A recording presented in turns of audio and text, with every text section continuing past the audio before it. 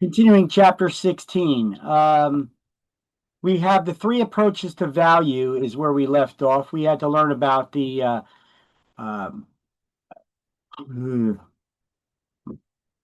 we had to learn about the three approaches to value and just study that because that in itself could be an exam question for you. So you need to know there's the sales comparison approach, the cost approach, and the income approach. We're going to learn what each one of those does.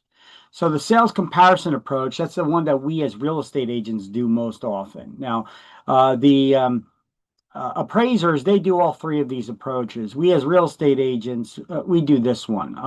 The sales comparison approach, the comparative approach, the comparison approach, however you like to call it, where you're comparing the subject, you're trying to determine the value of the subject property by comparing it to similar recently sold properties and then making adjustments for their differences. Okay, so you're comparing it to similar recently sold properties in the area, in the same area, that have recently sold. You start off by at least getting the same architectural style, because architectural style differences can have different values and demand on them as well. So at least start, if possible, you start with the same architectural styles that have recently sold. Then you start making adjustments for their size, their condition, amenities, the date that it was sold, all of those factors, the features that they have. All right, so Victor, but how you guys make adjustments? Like, is there some kind of price index that says, oh, okay, it has a more square footage. That means it's like yeah, this much more. several things. You could there's several ways you could go about doing it. Many real estate agents, they're not worried about getting down there too accurate. So what they do is they just get the price range of all the properties that have sold recently that are similar, and then they say, okay, well, your range is in between here. Now, that's a pretty that could be a pretty wide range there. A lot of that would be guesstimation for agents that do that. But as you get more experience, you could start understanding the cost of things and such. But there is a guide, and that's probably the best way. If you took that Ottawa class, that OTTEAU.com, they actually give you some materials that show you um, uh, how much would a feature be worth based on all the sales in the last year or so? What is what's the average of that cost? What would that be? So yeah, you do have that guide. Well, you would get it from them. The ones from uh, you know your broker can help try giving you a little bit of training on it, but it's probably best to take a class like this. This is why I like taking that Ottawa class. It allows you it gives you more information to be a more informed and more accurate in your pricing instead of giving a wide range. This is why typically most real estate agents are way off on their estimates of value, and then they start complaining that, oh, the appraiser, he came in at a low ball price. Well, no, you just didn't price it correctly. The appraiser just did it more accurately. They made all those fine tuning adjustments, whereas most real estate agents, they do not do them. So, yeah, you can get a guide like that to answer your question from a group like Ottawa. Okay. They do have those pricing guides available to you.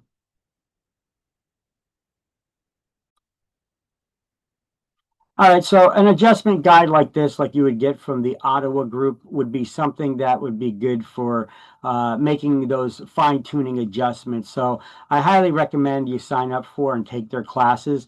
I try to take it every year if at all possible, if I'm not teaching classes or whatever while they're giving them.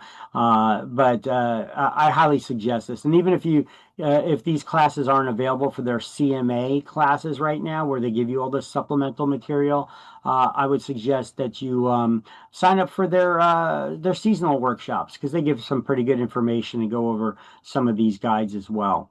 All right, and they give you all this information even in those seasonal classes. So let me close that out there. And I can also show you on their website for Ottawa, that group of appraisers, OTTEAU.com. Opening up their website and then I'll share it with you. Okay. So you can go to the Ottawa website as I have here, and you could just OTTEAU.com, and you could see their different kinds of where is it? These are just some of the services that they offer and case studies for things that they've done, the kind of work that they've done. Um, what is this brokerage?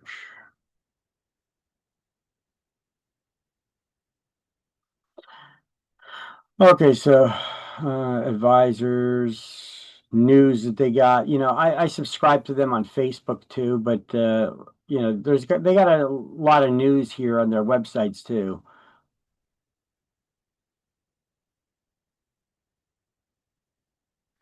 All right,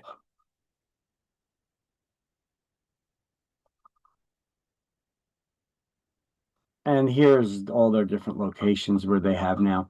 But if you sign up for their Market Track is pretty cool. They also give you discounts on their training classes, like their CMA workshops, which you could get CE credits for. Um, uh, and remember, it's tax deductible. So, I usually sign up for this because it gives you access to all of those, the monthly updates as well. And it also gives you the ability to ask Jeff. So you can email the owner here or maybe even get him on the phone, possibly. He may give you a buzz. If you're having trouble trying to value particular property, you could give him a shout out and explain the situation. He could help guide you through it a little bit. And not a bad deal. A little advice from an appraiser here, uh, included. So you get And access to is all this these things. sorry Victor, is this nationwide or was like This geo-targeted? is How? specifically for New Jersey. Ah, okay, good. Yeah. And This, yeah, so this you group have you they used to be in East Brunswick, I believe. Not okay. sure All where right. they are right now. Let's try to find out. Got it. Oh, where's that last link we were at? I think they had it down there. Yeah. So they're in New Jersey and let's see, Matawan, Manhattan, Philadelphia, Delray Beach. Okay, so they relocated to Matawan from East Brunswick. But yeah, this is all stuff for New Jersey specific. Okay. But obviously they do consult in Florida and New York as well. Um, they put together these, look, take a look at their clientele. Let me see. They move stuff around here a little bit. Okay, so if you look at actually for you, you check out the market track, sign up for that, and then you take a look at their events and workshops that they got going on. Um, you can see you should sign up for the CMA workshop and the advanced CMA workshop. It's a two-part series there. So to be determined. You should give them a call, find out when they're having that next CMA workshop. Hopefully they'll be having it soon, and then you could uh, take that. They usually give it a couple of times, but it's all around one time of the year where they do it several times. These workshops, they're definitely worth it. You see some of the top agents, they take these things because they stay informed, whereas most agents, they just give those varying price ranges by giving guesstimates. All right. I told you their client list. Yeah. Look at some of their clients. By the way, I have nothing to do with them. I'm not pushing them because of that. I think it's an excellent class. When you take a class and people are hovering around still wanting to ask questions, that's why I don't think that they're going to start renting the hotels again and then having these seminars in the hotels. It's probably easier doing it remotely through Zoom, more convenient, less technical issues. And when they end a meeting, they can end a meeting. They don't have to have people hanging around to ask a million questions. But either way, look, they've consulted for Fortune 500 companies here. You guys may recognize some of these names, right? financial institutions. And it's all about real estate and the markets. Some of these financial institutions and stuff, it could be a place where they're planning on opening another location, or it could be some of their investments, or other clients' investments. Having this foresight that they put together these presentations for them, let them know the state of the real estate markets. Developers they've consulted with.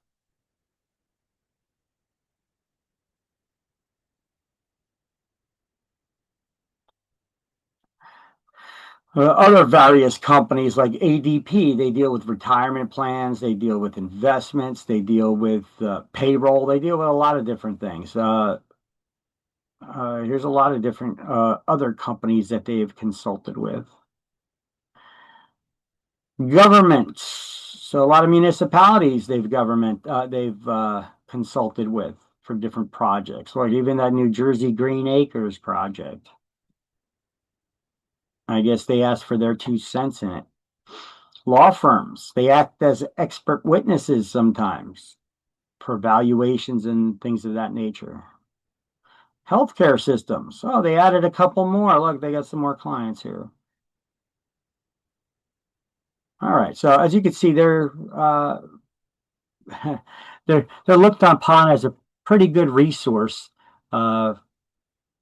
for information there, and they put together these classes specifically for us, for real estate agents. I would say take advantage of it, especially since without a discount, it's just $100, so it's not bad.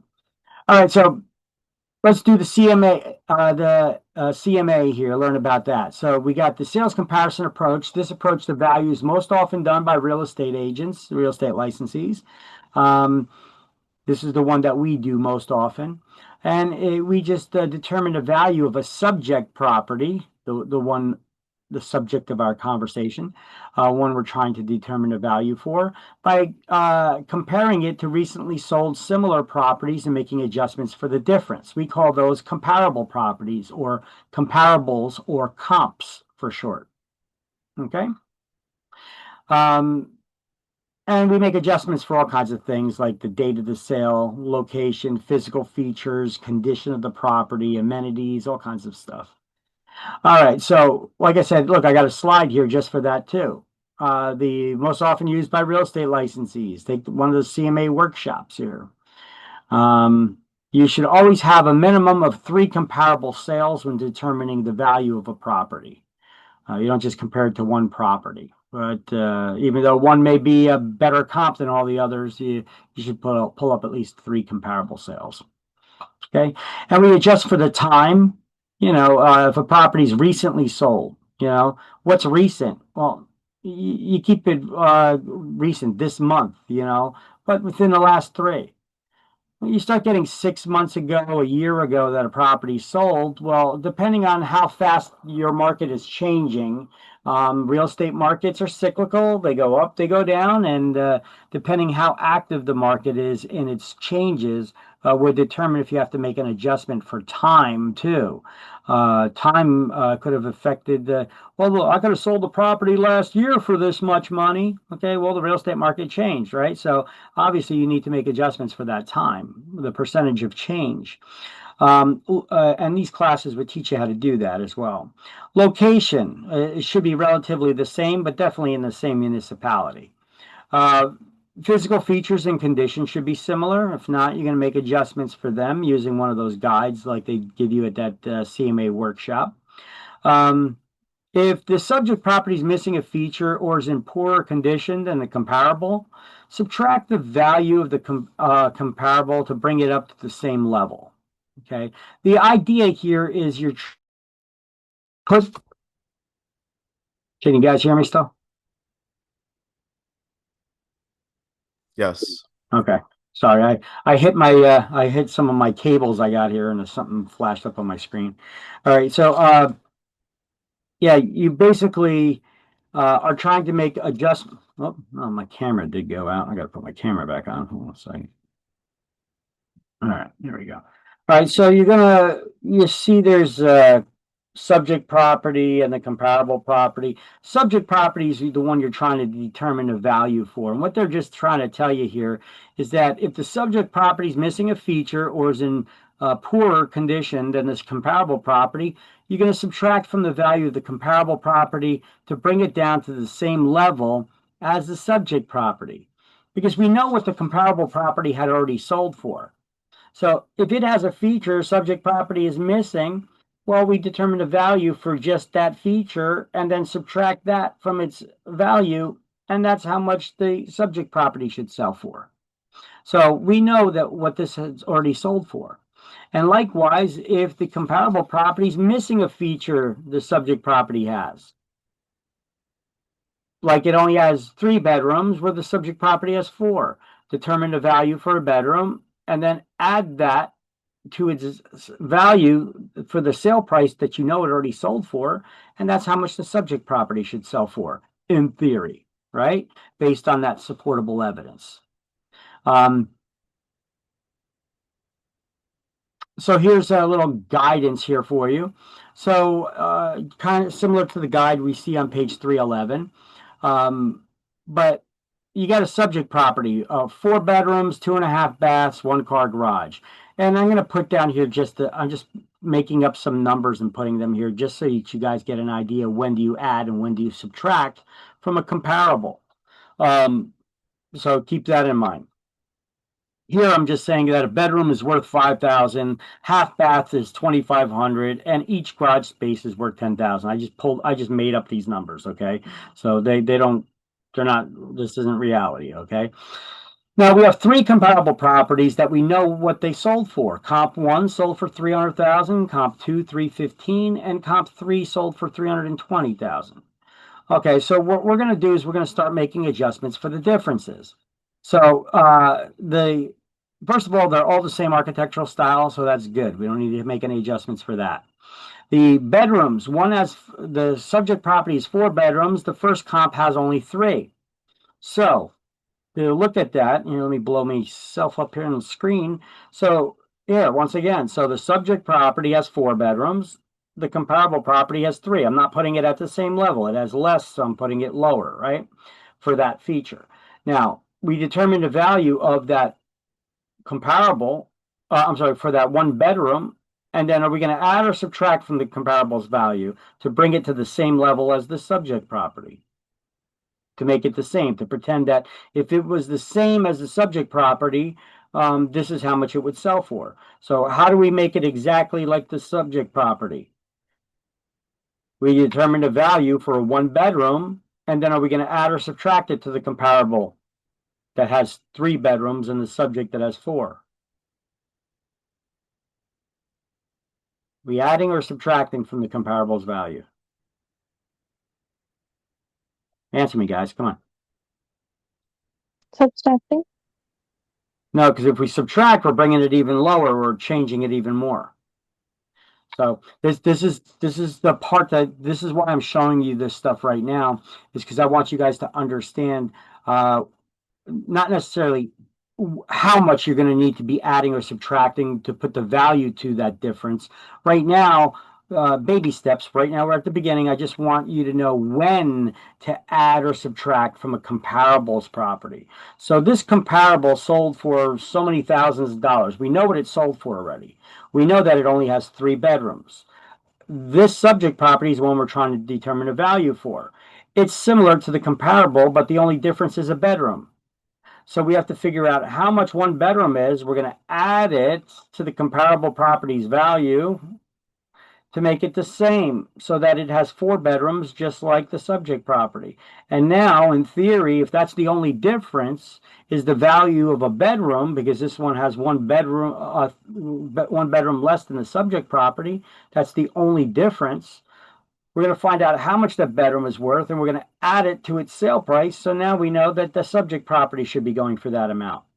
And just to make sure it's not just a fluke, we do that for at least 3 comparable properties to make sure that we got it in the proper price range. Okay.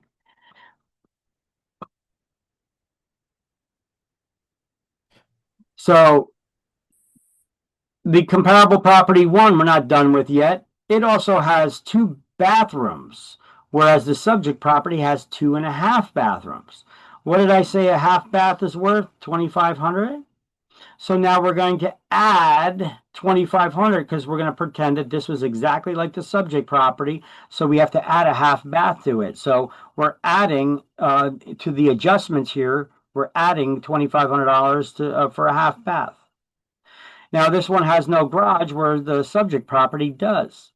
And we estimated that the garage space is 10,000. So we adding or subtracting from its value of the comparable, the Adding. garage.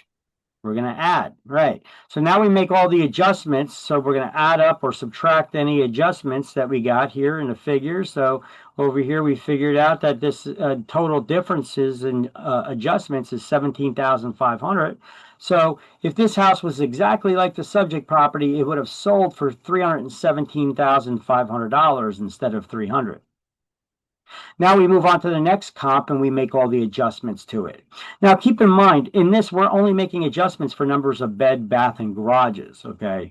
We're not making adjustments yet. You don't see any adjustments here for conditions or any other features, just these ones, okay?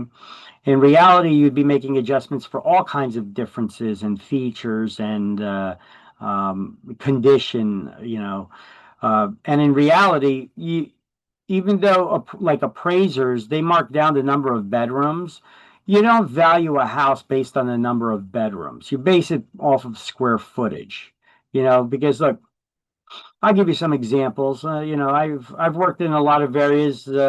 Started working out in West Orange. I worked in all the oranges and the areas around it. Worked my fair share in the area where I live in Linden, Elizabeth, Roselle Park, all these areas around here as well. And I tell you, I seen some things that people did where you have one house that actually this one particular one was in Franklin in Somerset. Um, there was a really nice, beautiful house, right? And it had uh, it had three bedrooms and however many bathrooms, but it had three bedrooms, right? Big house. The next door neighbor's house was the same architectural style. It was, you could see it was built by the same builder in the same time frame. It had five bedrooms though.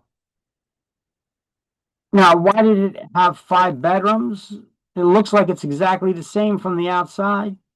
They probably divided like one big bedroom into two. Yeah, well, they actually took the living room and they turned it into two bedrooms. Okay, so it has five bedrooms and the neighboring house has three. Is this house worth more because it has five bedrooms? It's got the same square footage. It actually doesn't have a living room now, though. So is it worth more? It's I mean, it may be a little bit more desirable to some people who don't care about that and they just need an extra, the extra bedrooms and stuff. But in reality, that three-bedroom house was in much, much better condition. They totally remodeled that thing and it looked like a palace on the inside. It was beautiful. Whereas the one next door with those five bedrooms is kind of a crap hole. Yeah, it wasn't in great condition. But and the layout was awkward with those five bedrooms and not having a dining room, not having a living room there no more. All right, so uh, making adjustments, you got to be careful with that. We do write down the number of bedrooms, but if it's not a different square footage, does that really contribute to the price there? Probably not. This is why appraisers, even though they write it down, they always quote the square footage of the houses. And if we were even to look at that, do I still have that thing open from that Ottawa? No, I don't. But look, I could take a look something real quick here. Where is it?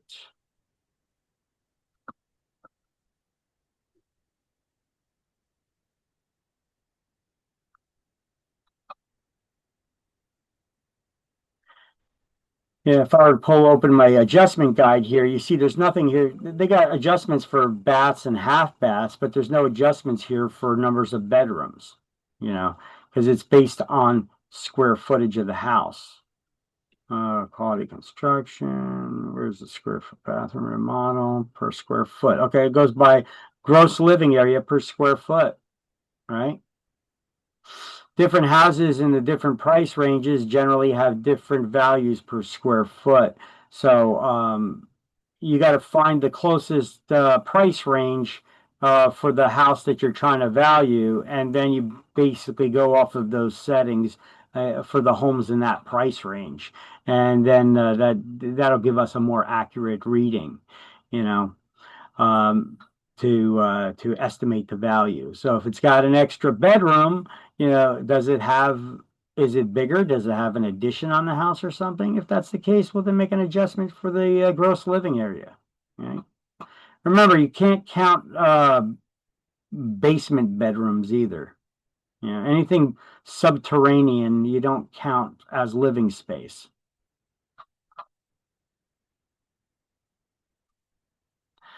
And so we make the adjustments, and if the only difference here was a half bath, which it appears to be, we're going to add $2,500 to that one. And with comp 3, it has 4 bedrooms, just like the subject property, 2.5 baths, just like the subject property, but the only difference is the garage spaces. Now, this isn't the fully accurate way to determine the value with a garage space. If you don't have a garage and there's a cost to build that garage, that's one thing. But generally, to add another additional parking space in a garage to make it a 2-car garage is not going to add as much. It is not going to cost as much as all the construction to build something where there wasn't a garage. So it'll cost a little bit less to add on that second garage space. So this value over here, I know, cost has nothing to do with the value, but you got to look at it this way as well, though, that the second garage space is not going to be $10,000 even on the money, maybe a little bit less, but it will add more if there was nothing there. Either way, so we're subtracting here. We're making an adjustment because the subject property only had 1 garage space. This one has 2. So if this one really only had 1 garage space, it would sell for $10,000 less. So overall, $310,000.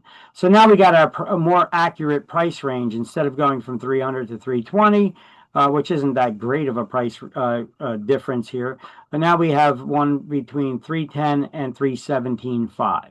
Okay, so we narrowed it down a little bit, but we got a couple here that both of them landed at 317.5 on the button. So I would estimate that that's probably the price where this property should be selling at. Okay, that's basically in a nutshell how the appraisers do this. You got to know when to make adjustments, for the properties. If the comparable property is missing a feature the subject property has, do you add or subtract to its value? You add, you try to bring it to the same level. If it has a feature that the subject property doesn't have, you find out the value of that feature and you subtract. And that's how much that house should sell for. So that's how you make the adjustments for the differences. But take that CMA workshop there. I'm telling you, this group of appraisers does a good job in training you how to do this. And they give you these support materials like that adjustment guide right here that I shared with you. Okay. Now you have to go to these classes. They'll give you all of these materials. You'll have all these PDF documents and everything that they'll share with you. I just want to show you I just want to show you a little tease of what you get when you sign up for one of their classes. This is some great material, some great information that they give you there. Okay, so let me not keep it up on screen there too much because it's copyrighted material and all that stuff. All right. Okay, so cost relates to the past. How much did it cost me to build that? Price relates to the present, how much you can get for it now, and the value relates to the future. How much can I get for it in the future if I put it up on the market? You got to look into that, right? So cost, past, price, present, value, future. So how does the owner see their home's value when selling? We already seen this several times in this class, right? And often, even when we show people the evidence, we show them the comparables, we break down the differences and We go over, we put together a perfect presentation. You're using all the knowledge you got from all the training, from taking the Ottawa classes, having your brokers train you, all that stuff. And sometimes the owner will be like, well, I just want to try it for a higher price for longer. And it's like, yeah, it's like banging your head up against the wall, sometimes. So, eh, unfortunately, we can lead a horse to water, we can't make it drink. So our job is to try to train the owners on what the real value of their home should be. We're the ones there. Our job is to educate the public. So that includes our clients. We got to educate them. And sometimes even after you educate them, they're still like, they're staring at the wall right through you. Well, I want to list it at this price anyway. Who determines the asking price? You or the owner? Owner. The owner does. We just try to guide them so that they make a more educated valuation on that property. Otherwise, we know it ain't going to sell, you know. But we could still use it. We could still take a listing that's overpriced, even though we shouldn't. We could still take a listing that's overpriced, knowing that we'll get people looking in that price range for those types of for homes.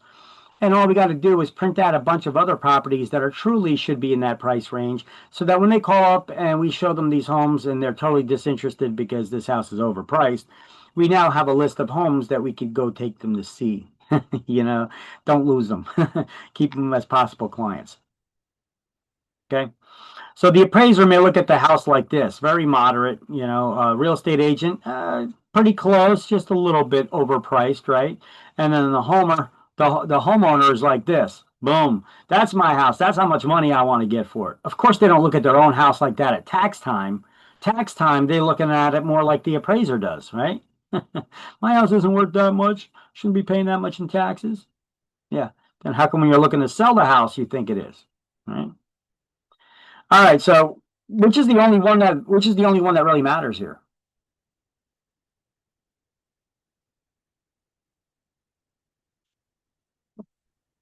Whose is the only valuation that really matters? It's going to be the appraisers. Most people don't have all the cash to buy all cash. So they're going to need to get a loan. And the banks and other lenders are not going to lend money based on some offer that you made. It could be ridiculously overpriced. So they're going to want an independent third party's opinion on that. So they pick out of a hat a group of licensed appraisers. They'll pick out of a hat one of those licensed appraisers, and they'll send them to the property to do an appraisal. And then who pays for that appraisal? The buyer. So, The buyer who's getting the loan does. Yeah. So the buyer who's getting the loan will pay for the appraisal. It's your loan, you pay for the appraisal. But the lender will pick the appraiser from out of a hat just at random. All right, so appraisal by summation. Summation sounds like math is involved. Using the cost approach to value. This is the approach to value that's based on the theory of substitution.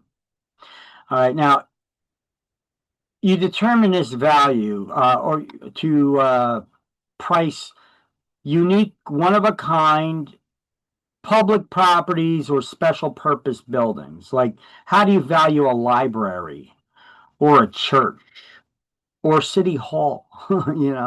They don't have comps that you could compare it to. They don't generate income in a normal fashion, right? I mean, how does a city hall generate money? It's not the normal way that most other places would, versus like a school and libraries. So these unique, special purpose or one of a kind properties that may not have comparables or generate income in a normal fashion, you determine the value of those by using the cost approach to value. So the way to do this is the appraiser will try to estimate the value of the land that property is sitting on if it was put to today's highest and best use. You guys remember what highest and best use means? Highest and best use, well, Where is it? We went over it a while ago. Highest and best use is the use that'll be most in demand in the reasonably near future, or the most valuable use that that property can be used for. So they're estimating the value of that land without any of the improvements. How much would that land in this neighborhood cost today put to its highest and best use? Then they estimate the current cost to construct all of the site improvements. To get a better visualization of this, think of a church, right? Church sitting in the middle of a residential neighborhood, right? How much would that land cost put to its highest and best use? Well, what would its highest and best use probably be? A home, a residential property, right? Um, so if you were just to look at that land today, the most valuable use, profitable use would be a residential property. So you estimate how much it costs, how much that land would be for residential property there. Then you estimate the current cost to construct all the site improvements, to build that church. But there's two different approaches you could take: the replacement cost or the reproduction cost approach. Now, what's the difference between the replacement cost and reproduction? So basically, you got to look at that. If we were going to build that church here in this neighborhood today, how much would it cost to prepare the ground, run all the sewer lines, the gas lines, and construct the building? So there's two approaches to value we could use for this, because are we going to be building it exactly like it was? With all the same materials, ornate carvings and stuff, the granite and all that, or are we just going to build a building that can house so many people that could come together and pray? So that's the difference with that. We're going to learn about the difference between those two ways to estimate value. So let's first do these highlights here in page 311 and 312. The cost approach, also known, is based on the principle of substitution. And the cost approach is sometimes called an appraisal by summation, because they're doing some math here.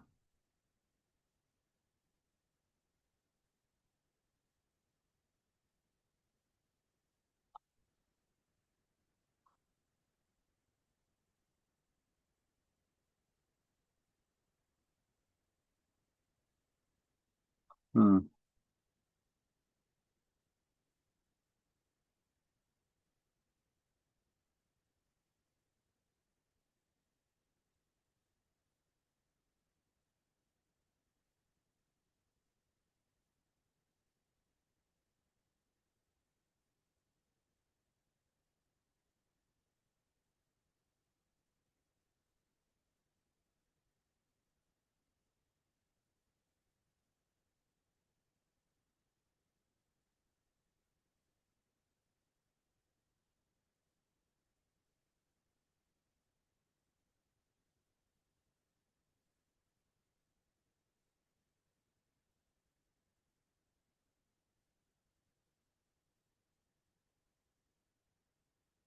All right, so they estimate the current cost to construct the site improvements using either the replacement or reproduction costs. So what is the difference between reproduction and replacement cost? Well, reproduction is the cost to build an exact duplicate of that building using the same materials at today's prices.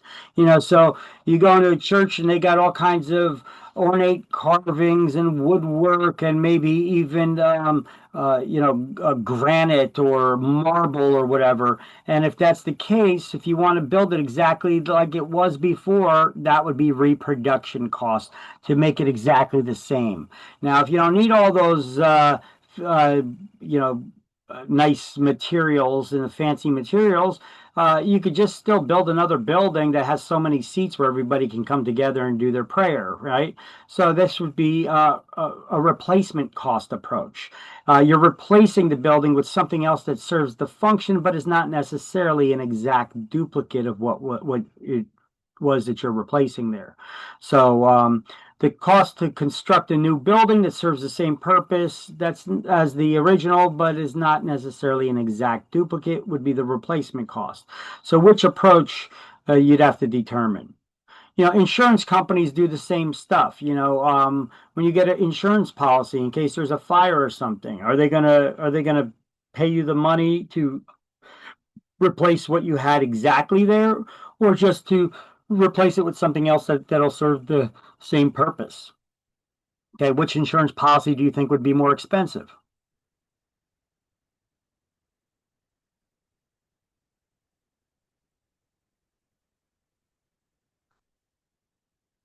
Probably the reproduction cost, because you're replacing exactly. So if you had high-end materials and stuff in that property, let's just say you had expensive Viking appliances there and granite this and granite that and all kinds of custom stuff. The reproduction cost policy would replace it exactly as it was before. Whereas the if you had a fire in a kitchen and you're just replacing the kitchen, with the replacement cost policy, well, they'll give you some off the shelf cabinetry, nothing too fancy. You'll have some general white products, nothing like Viking or any fancy names or anything like that. Just something that'll keep your food cold. You know. Um, the Here's a little tip for you guys, a little bit of insider information here. A lot of people are unaware of. You know, whether you ever had an accident in your car or had a fire or something in your house and you needed the insurance company to come out, they send out their insurance adjusters, right, to determine how much they're going to pay out to you. If you hired your own private adjuster, you could probably get more money because the private adjuster is the one is working for you. Who do you think the other adjuster is working for? So they're supposed to be independent, but they're really working for the banks or the insurance companies rather. So insurance companies use the same method, but you could get those private adjusters uh, to come out. You could hire them, and they get paid a percentage of whatever additional money they can get for you. So insurance companies use the same methods. They send out an insurance adjuster to determine the value of a claim you pay out. You could always hire a public adjuster who would actually work for you, and they go by the same principles. They got the same licenses and all that. So if their valuation differed from that other adjuster that works for that insurance company, they would have to take it into consideration. For instance, I had a situation where we got a kitchen. It's a big kitchen, but the we got these tiles on the floor, the fancy tiles, ceramic or whatever it was that they were made out of, and the insurance agent was at the property for some kind of a claim for something. I forget what it was for. Um, but then he asked the homeowner, what's up with the tile over here? There was a smashed tile on the floor in the middle of the kitchen, and she's like, "Oh, my husband dropped his bowling ball on the floor and he smashed the tile." You know. And then he's like, "Well, did you want to file a claim for that?" And she was like, "What, for one tile?" And he's like, "Well, no. I mean, there's a lot of tiles in this kitchen. Yeah, but the only one is broke. What are you gonna, file for the whole thing?" And he said, "Yes." He's like, when you buy tiles, if you ever go to the store and you look and you buy tiles, there's lot numbers on them for when those tiles were made, even though they're all the same style and the colors look very similar in patterns. They were made at a certain time. And those tiles, those groups of tiles that were made together are going to have the same mix to them. So any other lot numbers can have drastic differences where you'll never get them to match. So yeah, when we replace that one tile, there's no way we can match the rest of the floor. So yeah, we're going to have to replace the entire floor in here. So we could file a claim for that entire replacement of the floor. Now, whether you actually get the entire floor replaced or not, once you get that insurance money, it's up to you. If you could just replace it with one, if you're okay with it not matching totally. But either way, the way we sell it to the insurance companies is hey, there's no way we could get this, and so that we could get a larger payout from the insurance company. So that's how a public adjuster would get more money out of the insurance companies by doing things of that nature. All right, so Yeah, that's good to know. I'm actually going through one situation with a client for replacing all the cabinetry mhm, because when they get flooded, the area that got flooded now has to change, and the whole color combination changed, and Mhm. now closets and cabinetry that not even get impacted also has to change, and Because none of it matches. Yeah, yeah. all that goes into, insurance remodeling costs. Yep. So To if you could get a public adjuster, you hire your own public adjuster, they could probably get you a lot more money than the insurance adjuster that the insurance company sent out. You know? All right. So you guys highlight the two differences here, the difference between reproduction cost and replacement cost. Yes. Okay. And then they got to calculate depreciation. How much did that? So far, what we did, we estimated the value of the land put to its highest and best use. Then we estimated the current cost to construct all the site improvements, to build that building. How much would it cost to put that church up there again? Now, that church wasn't brand new, though. So we're going to have to make some estimates of depreciation. It may have depreciated over the years. Now, what is depreciation? How do we calculate depreciation? Well, what is depreciation? Anybody know what depreciation is? I guess it's a erosion of value. I It's guess. a loss of value due to any cause or condition. Okay, so the next slide, we got depreciation. I'm going to go over this with you. Try not to read ahead in the book here because this way you'll better understand it. Depreciation is a loss of value due to an improvement due to any cause or condition. So it's a loss of value to an improvement due to any cause or condition. And as a general rule, land does not depreciate. You can drop a bomb on it, it's still going to be there. It's still going to be good, not unless it's like radiation or something there. Short of some kind of extreme thing like contamination, land does not depreciate. So there are curable and incurable forms of depreciation. And we'll start off with physical deterioration, like the wood rotted over time, or it got termites or whatever. Can this be fixed? Yeah. You replace that damaged wood, right? And then we have something called functional obsolescence. Okay, let's stop right here. I'm not going to show you the definition. Don't look at it in the book either. Just look up here, functional obsolescence.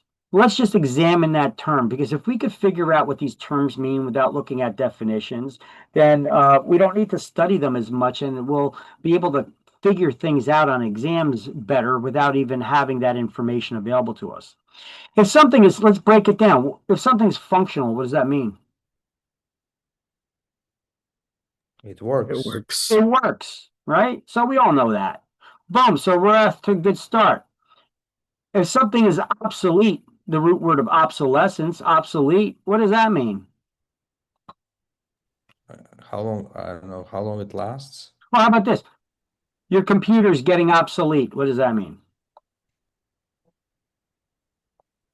It's not no longer in the top condition, I guess.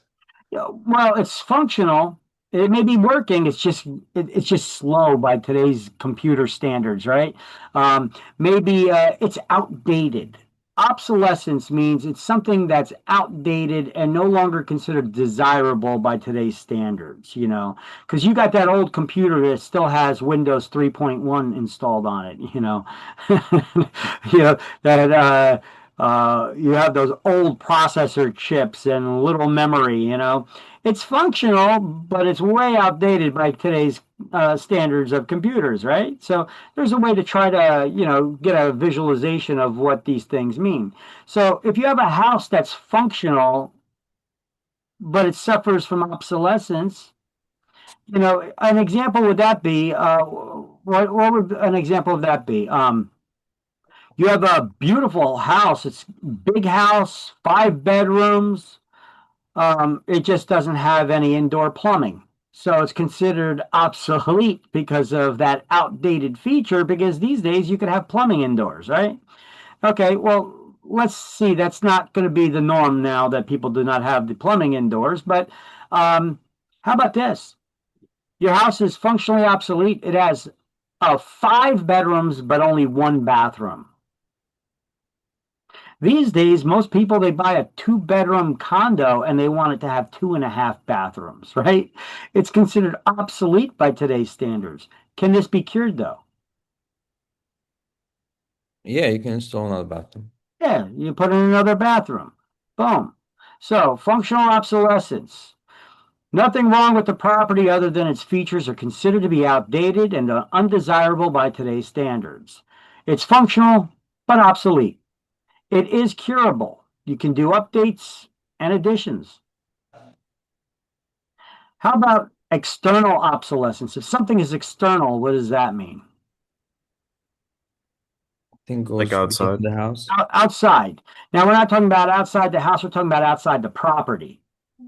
Okay. External obsolescence, these are things that would be maybe the local economy or its location, um, or what's located near it could affect its desirability by today's standards, right? So, items not on the subject property that are external to the site, however, they do have an effect on the property's value or desirability. So, this type of obsolescence is almost always incurable because you can't control what's going on someone else's property. So, that's why they also refer to it as the uh, economic or locational obsolescence. You know, the economy could affect property values. Oh, you don't want to be over there, the economy or whatever's going on over there. All the jobs moved out of that place, everything's shut down. Or the its location, you know, the city dump is down the block, you know. There's not much you could do about that. Or the cemetery in the behind your yard, you know, or across the street. Yeah, there's not much you could do about that, you know. So those are good examples of external obsolescence. These are factors that are not on the property, but could affect the property's value and desirability. Okay. You guys want to snap a picture of this slide? It's actually got pretty good, clear, concise explanations versus the books there on page 313, which I will have you highlight in a moment. I'll give you the highlights there in a moment, but it's not, the definitions do not make it as clear. And you do need to know what functional and external obsolescence are, and just in general, what the word depreciation means. And to know that as a general rule, land does not depreciate. So this slide is pretty much on point. So what if it's like an old style? Is that is it functional obsolescence? Like, you know, they have I don't know. some. Some people like the old styles. I kind of like the older style homes myself. You know, I just wish that they were a little bit more, not as drafty. You know, a little bit, more economical when it comes to energy savings and stuff like that. You know, but I like the way the older homes were built though because they're more sturdy. You know, have you ever seen new construction? When a house catches on fire with these new construction, it goes up like a tinder box. Boom, it's gone. You know, the way that they put them together, even though they put together all these new fire regulations and everything, the way that they put them together, the materials, some of them they're using instead of solid pieces of wood, they're using wooden I-beams. You ever see those, the wooden I-beams? You know, it's like a pressed piece of a board that they use on under the sheathing of the outside of the house, like behind the vinyl siding. That what do they call it? The OCB, the pressed board wood. Uh, and on the ends, there's 2 solid pieces of wood that have a groove in them, and then it's all glued together and stapled together. But either way, it works on the same concept of like a steel I-beam. It goes upright like that, and it has it could carry heavier loads. But you add a match to it, it's thin press board, and it'll burn like nothing. We've seen entire apartment complexes and condo complexes burned down like in minutes because of the construction materials there. They're more modern, they're innovative, they cost less because it's not as much wood involved. They've got great strength and payload, but they can't stand up much to a fire or a flood. I love some of the older Queen Anne style houses or Victorian style houses. They're gorgeous. They also tend to be bigger, but yeah, you get some people that they're like right off the bat, they don't even look at it. They're just like, how old is it? Oh, no, I need a house that's new, no older than whatever, no older than 10 years old. Um, any particular reason? I just want new. Because newer is always better, right? Got to upgrade to the latest operating system. You got to update the latest house. Yeah. So that's Well, some of the Victorian houses, they're like high maintenance because you have this ornate crown moldings and everything is like basically collect dust and you have to really maintain it to look up to par, and it's much easier than contemporary style. yeah. So you got to clean your house. Yeah. Well, thoroughly, like because some houses I go to, they have this, huge chandeliers and they each, I know how dust Yeah. works. So Yeah. Yeah. Yeah. I know. yeah. So, but Well, that's the thing is those used to be for houses for people that got buco bucks, and they would have their maid staff, cleaning that stuff all the time, right? Now, if we finally achieve the goal of being able to get one of these beautiful houses, but you don't have a maid staff, guess what? You need to carry more than one hat and wear more than one hat and become the maid as well, and get those extended dusters to clean those areas. Yeah, I know people don't do that as much as they should, but yeah, it's more maintenance involved. Absolutely, it's a bigger house, you know. Bigger houses. These carvings are beautiful too, but they may be little dust collectors. That's true. That's true. But I like the features though. The wider stairwells, the wider hallways, the bigger fireplaces, the wraparound porches. It's the charm of it. The that I like. But once again, these are subjective things. yeah, All right. Depreciation. Let's do the highlights now on this now too.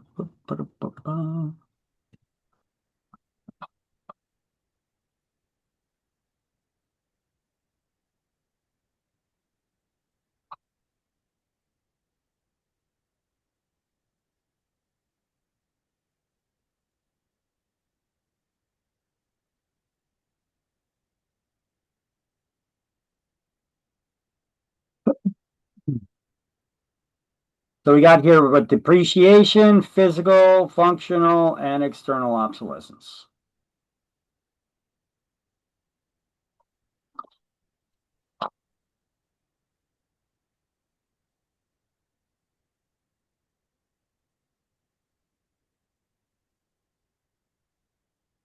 Let me know when you got it. got it. Got it. Okay, I need a moment.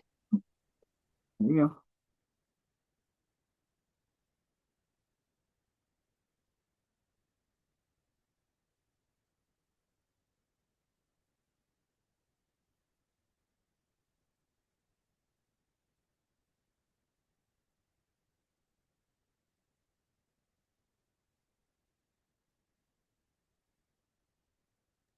go. I got it.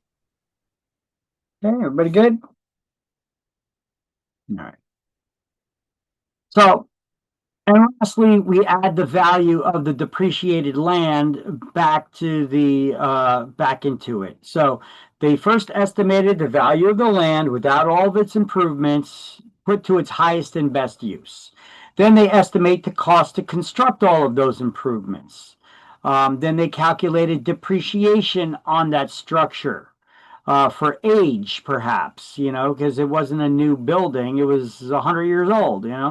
And then they deduct that depreciated value from the estimated cost of the new building, and then add the value of the land back in. So those are the 5 steps that an appraiser would do when using the cost approach, also known as the appraisal by summation. Okay, so you need to know the different names that this one goes by because sometimes that's a question just in itself. The cost approach is sometimes known as the appraisal by summation. Okay. What kind of properties is the cost approach used on? Unique, one-of-a-kind, special purpose buildings that may not have comparables or generate income in the normal fashion. All right, now we have the income approach to value, and there's going to be several ways to determine the value using the income approach, but basically the income approach is used on any property that generates income. Okay, so let's do these highlights here. Income approach, also known as the capitalization approach to value, is based on the present worth of the future rights to income. By estimating the rate of return, that return on the property is called the capitalization or cap rate. And here's the formula on how to calculate the cap rate. Kind of looks like that T formula that I showed you before. Why? Because it is that T formula. It is that same T formula that we use to calculate commissions and other things, okay? It's often used for calculating cap rates. But there's more than one approach to value using the income approach.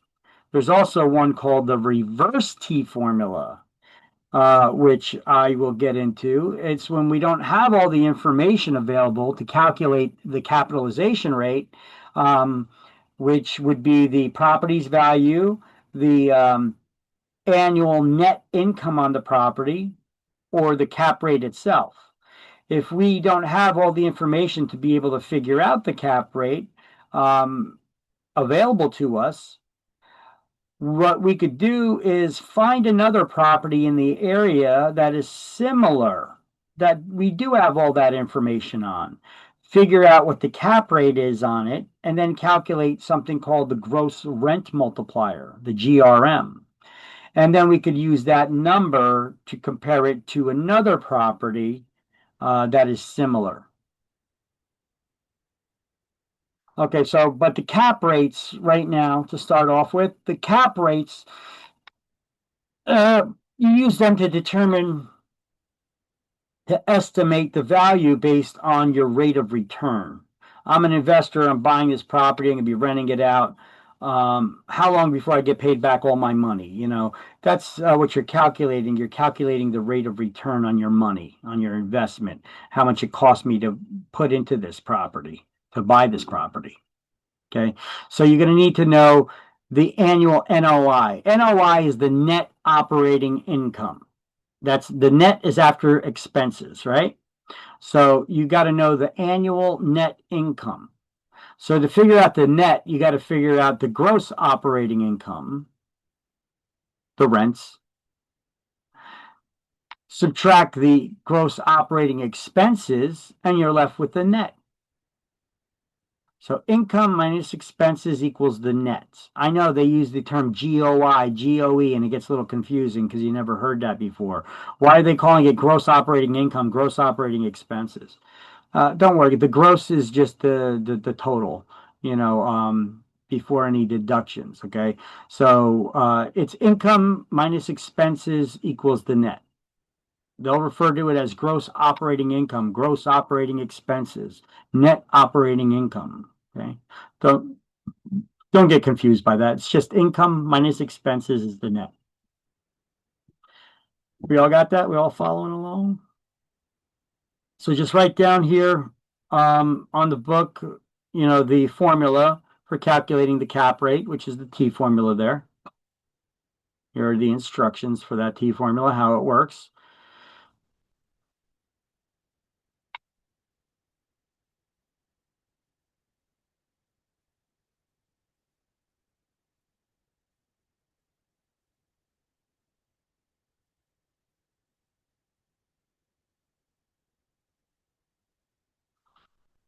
Let me know when everybody's got it.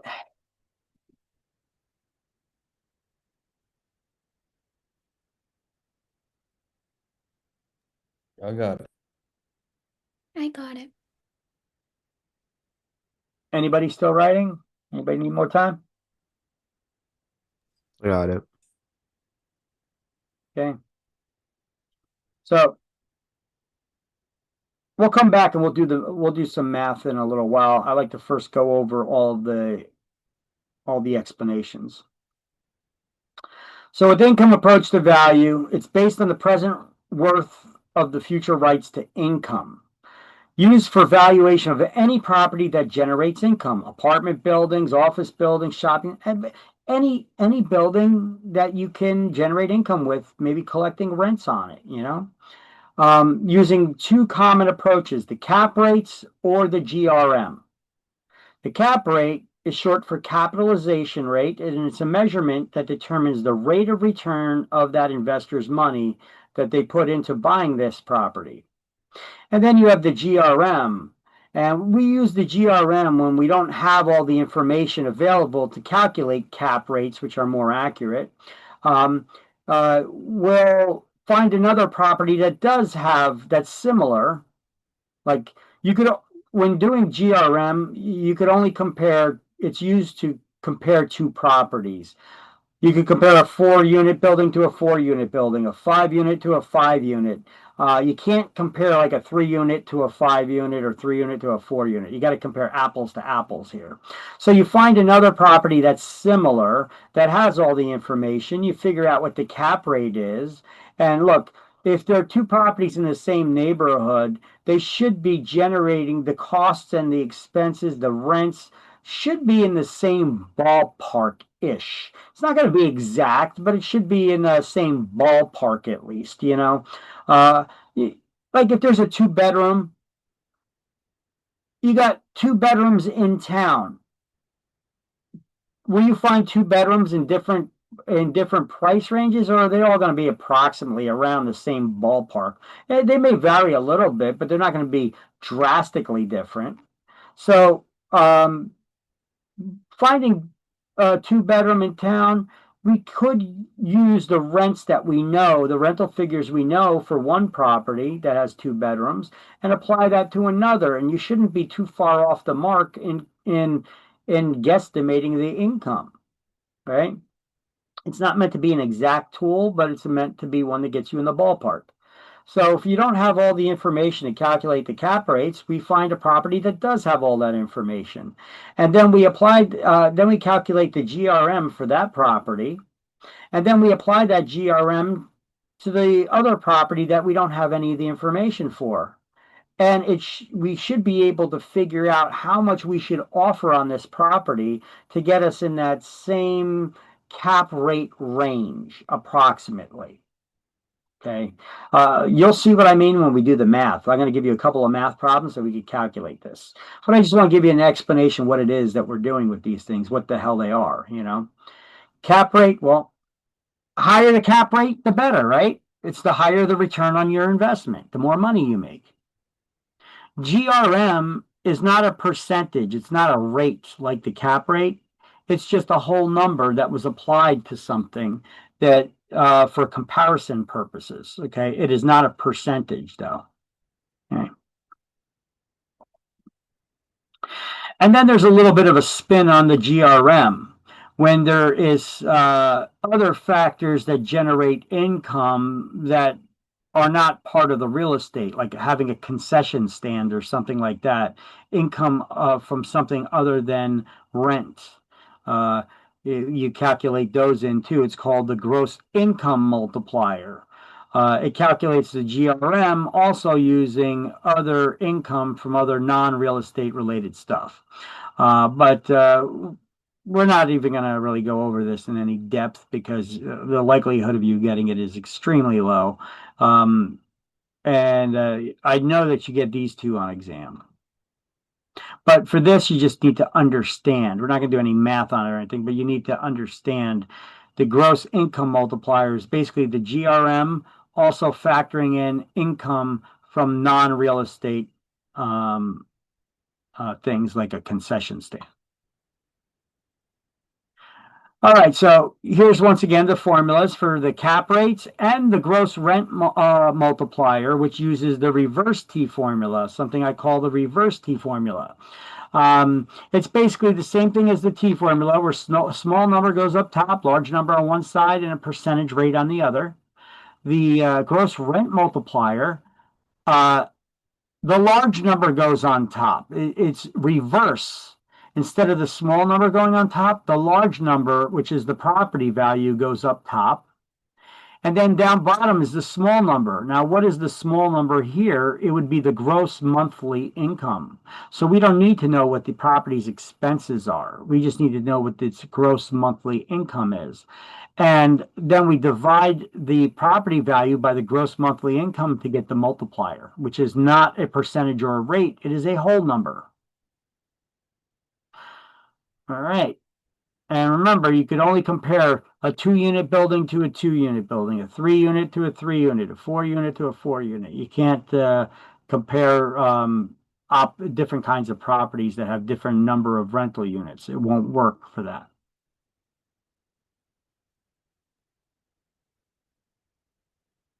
Okay, so let's do the income approach. It's based on the present worth of future rights to income. We have two methods for doing this generally. We got the cap rates, the capitalization rate. It's a rate on the, it's a measurement of the rate of return on the investor's money. Then we have the T formula that we use to calculate it.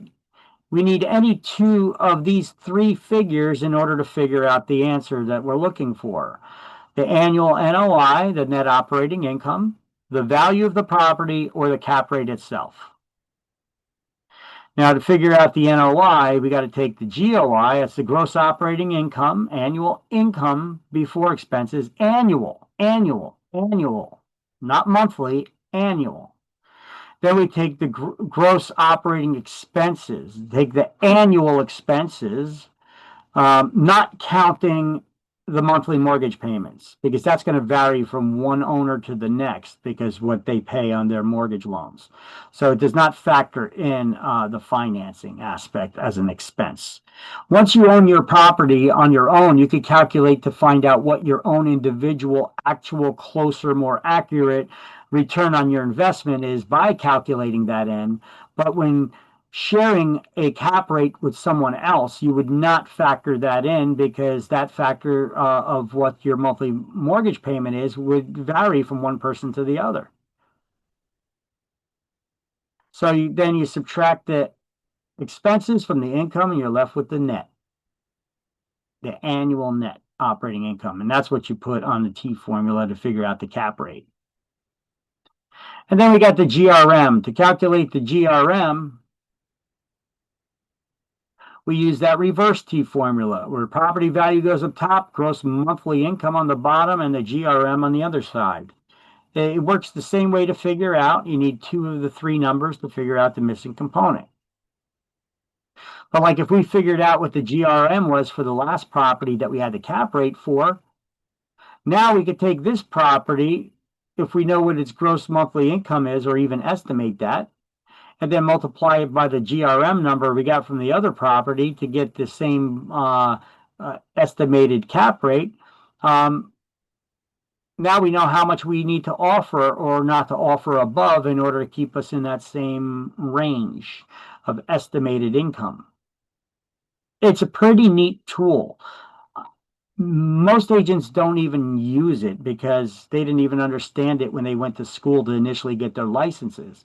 So when they're out there working in the field, they definitely don't use it, especially since most people don't even like math. Okay, I don't like math, but I know the formulas, and I know this is a very helpful one and a time saver at that. So this is actually a pretty good one to actually use when you're out there in the field if you're dealing with investors that are looking to buy properties. You may have a property that you're looking to consider showing to them, but they didn't list all the information in the MLS, like what the rents were and what the annual expenses were, without you signing a non-disclosure agreement. Now you're signing contracts just to get information to see if it's a property you even want to show to somebody. That seems like a whole lot of unnecessary stuff. In the meantime, I could just take a property that does have the information, do a couple calculations, and boom, now I know. And now I don't only just know if it's a property that I may want to show my clients, I even know the price range that we shouldn't go over to keep them in that same rate of return, that cap rate range. So it's for similar properties, meaning 3-unit building to a 3-unit building, a 4-unit building to a 4-unit building, right? So that's what the gross rent multiplier relates to the sales price of a property to its rental income. Everybody got these notes down? You do? I could change it. And once I get through all the terms and definitions, then we'll start doing some of the math.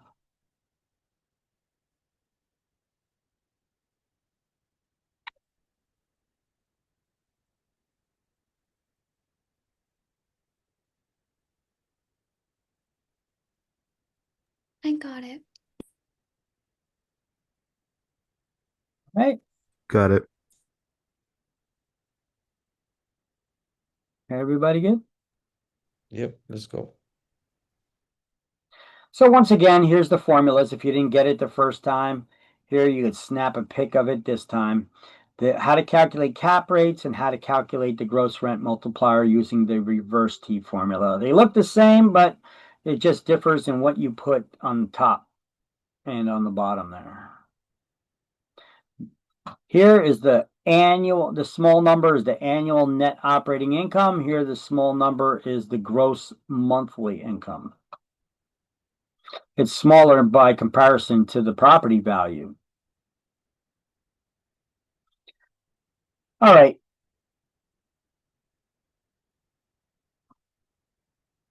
If you have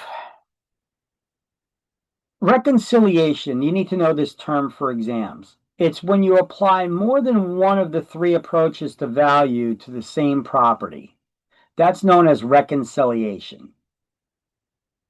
So, how does an appraiser determine which is the best of the three approaches to use for a particular property? Well, they use all three, and then they determine which is the most profitable use, and that's the one that they use. So what is reconciliation? Just that, add that to your definition list. You need to know that for exams. You will get it on exams. It's when you apply more than one of the three approaches to value to the same property to determine which is the best approach you should use. So what are the three approaches to value? Sales comparison approach, cost approach, and the income approach again.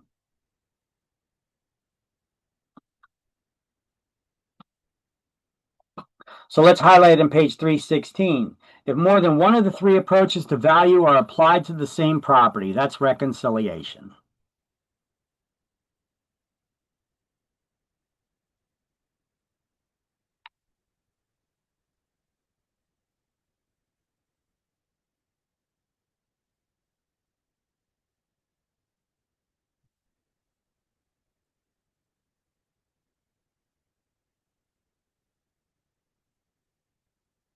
So once again, the T formula, small number always on top, large number on one side, and a percentage or rate on the other. What it is that you're trying to figure out would determine what that small or large number is.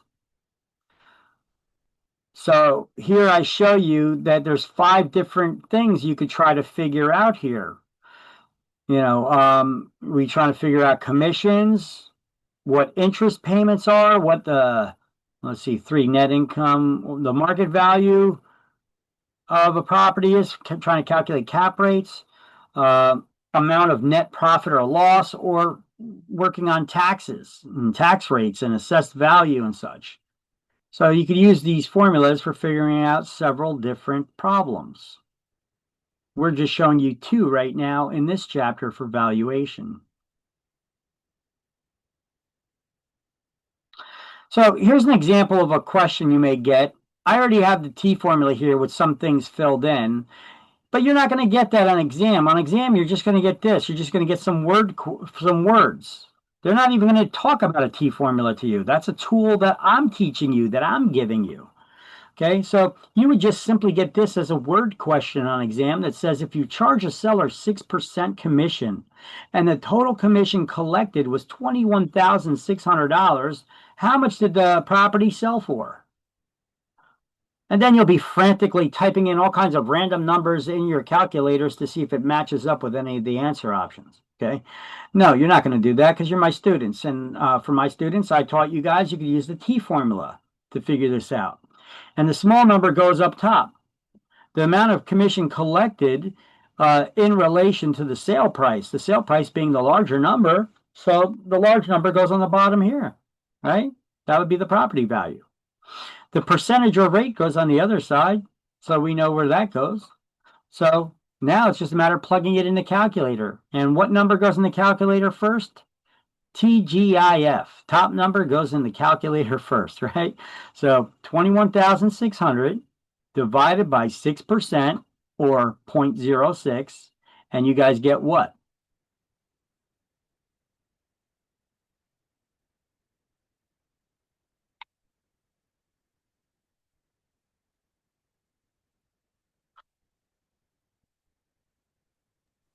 $360,000. There you go. You got it. Bing, ding, ding, ding, ding. We got a winner. All right. Let's take that same problem and ask it a different way. If a house sold for $360 and the agent charged 6% commission, how much would the total commission be? Well, you divide down or multiply across to find the missing component. In this case, we're going to have to multiply across. But once again, they don't give you the T formula on exam. They just give you the words here in that box. You would need to write on your scrap paper that T formula and then fill in those numbers. And now it makes it easy that you know what to be dividing or multiplying. And so for this answer, it would be 21.6. It's the same problem that we had on a previous one. All right, so let's look at a cap rate problem. So cap rates, income approach to value measures the rate of return on the investor's money.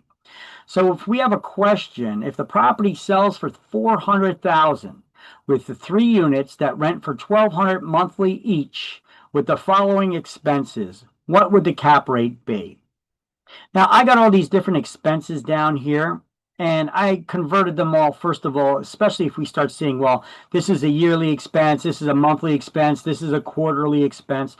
If you see what I did is I converted everything to annual because we need the annual figures. So where it says 300, I just times it. That's quarterly. Well, there's 4 quarters in a year, so I times that by 4. That gave me the 1,200. So I'm just converting everything first. My first step is to convert everything to an annual figure, and then we'll add up to get our total expenses, with the exception of the mortgage payment, because when you calculate cap rates, we don't use that. The financing, right? So the annual expenses or income, GOI minus GOE equals NOI, and then we put that right here at the top, right? So we got $43,200, $1,200 a month times 3 times that by 12. That'll give us our annual figure, right? Because there's 3 units. Each is renting for $1,200 each, so 1,200 times 3, and then that's 3,600 times it by 12. That's 43,200. Then we add up all of our annual expenses except for the mortgage debt servicing, right? And that's 16,560. Subtract, and you get the NOI of 26,640. So that goes up here. Can we fill in any other numbers on the T formula?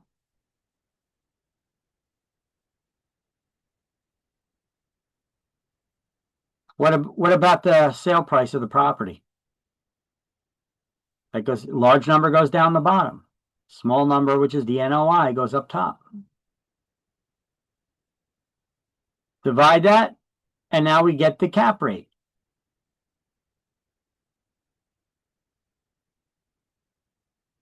Everybody got that? That's 6.6% cap rate.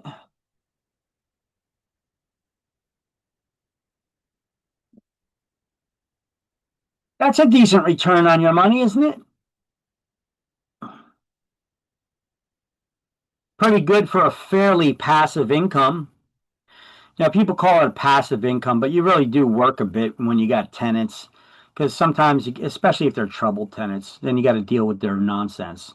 You could do property maintenance when they break crap, But otherwise, if you got good tenants, they pay their rent on time and they're not breaking shit, you got it's a passive income, and simply for owning the property, you're earning 6.6% on your investment. That's not bad.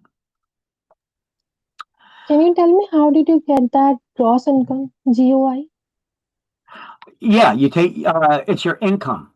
So when you have a rental property, what's your income? The rents, right? So we have 3 units that rent for $1,200 a month each. So 1,200 times each unit, that's 3 times 3, that's $3,600 a month. 3,600 a month times 12 months will give you the annual figure. Okay, I got it. And how did you get the GOE? It's all your expenses. You add up all the expenses. But they have to be annual figures. So if we only have a monthly figure for some of these things, times them by 12. Here's something, the water sewer bill is a quarterly figure, so we times it by 4. There's 4 quarters in a year, right? Make anything, first convert all this stuff to annual and then just add up the numbers in the calculator. Except for the mortgage, you don't calculate debt services because that will be different from one owner to the next on how much they're paying on a mortgage. You know, they may have paid different price for the property, and they probably did, right? So you don't calculate that in when calculating cap rates. Thank you. You're welcome. All right, so calculating the GRM for that same property. Let's see, using the same property in the previous one, having all the numbers here, we had that 400,000 was the sale price, and the gross monthly income was $3,600. What is the GRM for the example we just figured out? That ended up getting us a 6.6% cap rate. What do we do? What do we do here? How do we calculate the GRM? First of all, this is going to be the reverse T formula. Reverse T formula is only used to calculate the GRM, the gross rent multiplier, which is just a number to compare two things, two properties in this instance. We basically take the value of the property. What's reversed is that the large number goes up top, that value of the property, and then a small number goes on the bottom. But what is that small number when calculating GRM? It's the gross monthly income. And we already got that here is 3,600. So that goes right there. So what is the GRM for this property? Figure it out. 400,000 divided by 3,600 gives us what?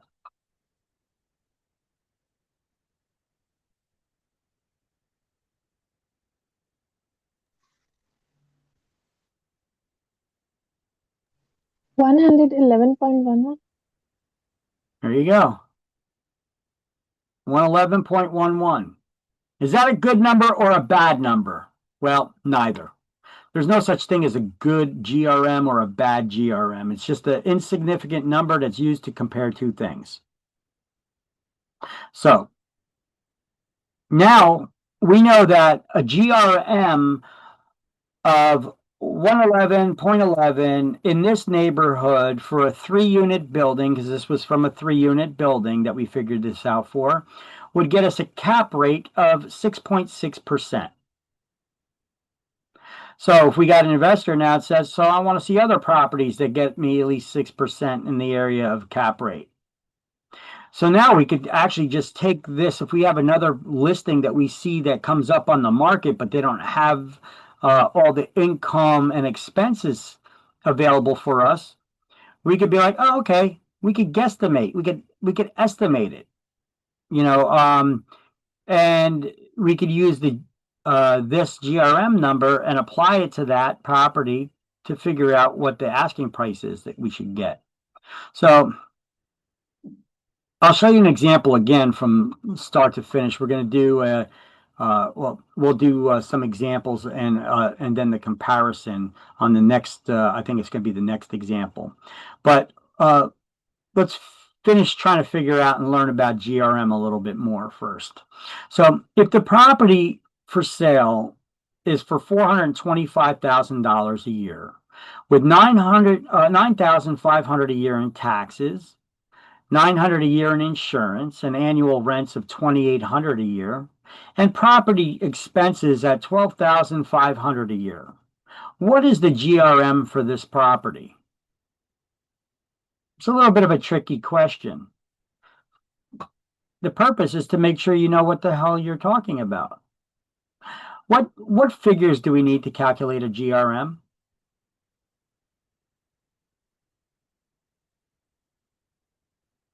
What numbers? Forget about looking at the math problem.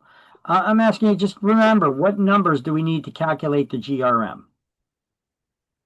Forget about this question up top. Gross rent multiplier. What numbers do we need to figure it out? The property value and the monthly income. The property value and the monthly income. Correct. So, is this question giving you a lot of extra information that you don't need? Don't get tricked by the questions when they do this to you. You need to know, the first thing you got to figure is if they're asking you what the GRM for the property is, you should be asking a question about the question. What numbers do I need to figure out the GRM? The value of the property and the gross monthly income. Right? So you're right. So now look at the question again, and now it's like they're telling you the sales price. Okay, we need that. Where do we put that on this reverse T formula to figure out a GRM? Where's that large number go?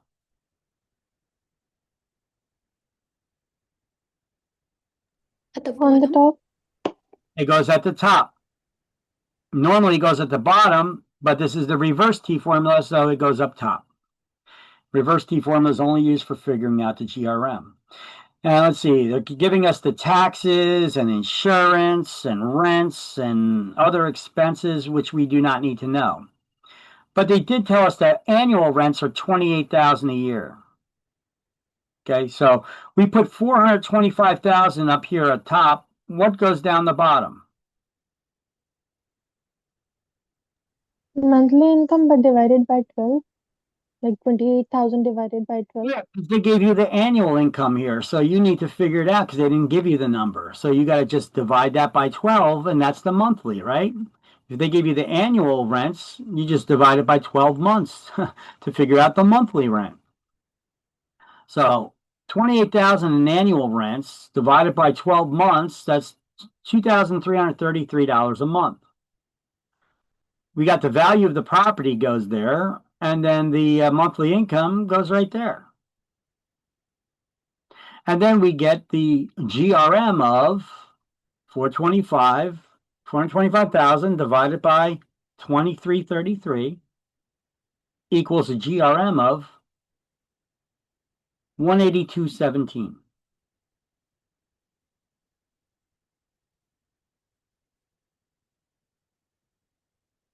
Is it hard to figure this out? No, but you do need to know what numbers you need. And this was a perfect example of why. If they give you a question like this that loads it up with numbers of information that you don't need, you need to know what numbers you do need in order to figure it out. And it's not a hard problem. Was it a hard problem to figure out, especially with a calculator? You know, no, this is easy math, right? But if you don't know what numbers you need to figure out the answer, now you're a little bit like, oh my God, 425, 9,500, 28,000 and 12,500. You're getting all scrambled because you don't know what numbers you need, right? Just ask, what is the GRM for this property? What numbers do I need to figure out the GRM? Gross monthly income and the value of the property. Then now you could see that all this other stuff melts away because it's irrelevant. All right, so let's do another problem with this. Okay. Cap rates, let's see, income approach to value measures the rate of return on investors' money. Yeah, we know that. So the question is, an investor says he would purchase this property if he could get an 8% return on his investment. That's a lot, actually. Will he get it? And what will the actual cap rate be? Well, let's see. If the property sells for $425,000, has 4 units with the incomes of two of the units have 3 bedrooms, renting for $1,500 a month each. Times that by 2, that's $3,000 for those 3 bedrooms. Then we have two bedrooms renting for $1,200 a month each. 1,200 times 2, that's 2,400. Yeah, it looks like these figures are way low by today's standards, right? You can see in the last couple of years how much rents have gone up. You know, you're spending upwards of $2,800 a month now for a 2-bedroom condo in this area, which is insane. So anyway, add them up, you got a total gross monthly income of $5,400. Times that by 12, and your total income is $64,800 a year. Look, I already did part of the math for you. So that goes where? Where does this number go? The 64,800 to figure out the cap rate. On the top? Cap rate, the large number goes on the bottom. Small number on top. And then we calculated by adding up all the expenses. I already got the answer here for you for the total gross operating expenses. So we got those numbers. Now we just need to figure out the net is $41,280. That's not a bad income for passive income just for owning real estate and collecting rents, right? Your net income after all your expenses every year is $41,280 for owning a 4-family house. Just for owning it, just collecting the rents. Not you having another job or anything. You're making $41,280 a year in net income. That's not too bad, is it? So the value of the property goes down the bottom. That's the large number. And then the net operating income up top. So what is the cap rate? Drum roll, please. 9.7%. That's pretty darn good. That's hard to get in New Jersey, especially with the taxes and insurance and everything. Okay, so what is the GRM for this same property? While we got everything on screen, let's do the GRM here. Remember, it uses the reverse T formula. So in this one, the large number goes up top. And the small number, what is the small number in calculating the GRM, the gross rent multiplier? What is the small number?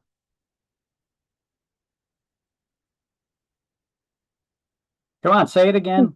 Said it before. Gross monthly income is 3,440. It's the gross monthly income, which is 5,400. Okay. 5,400. Divide down to figure out the GRM. 425,000 divided by 5,400.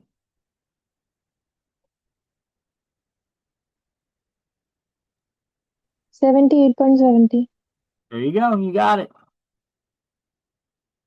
See, the tool that the tool that I teach you, the T formula and reverse T formula, they make it a lot easier to do the math, to know how to do the math. But you got to remember what numbers plug in where.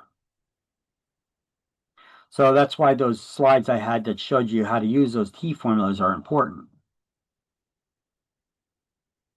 All right, now what we're going to do is we just figured out that for a 4-unit building in this neighborhood that's getting a 9.7% cap rate,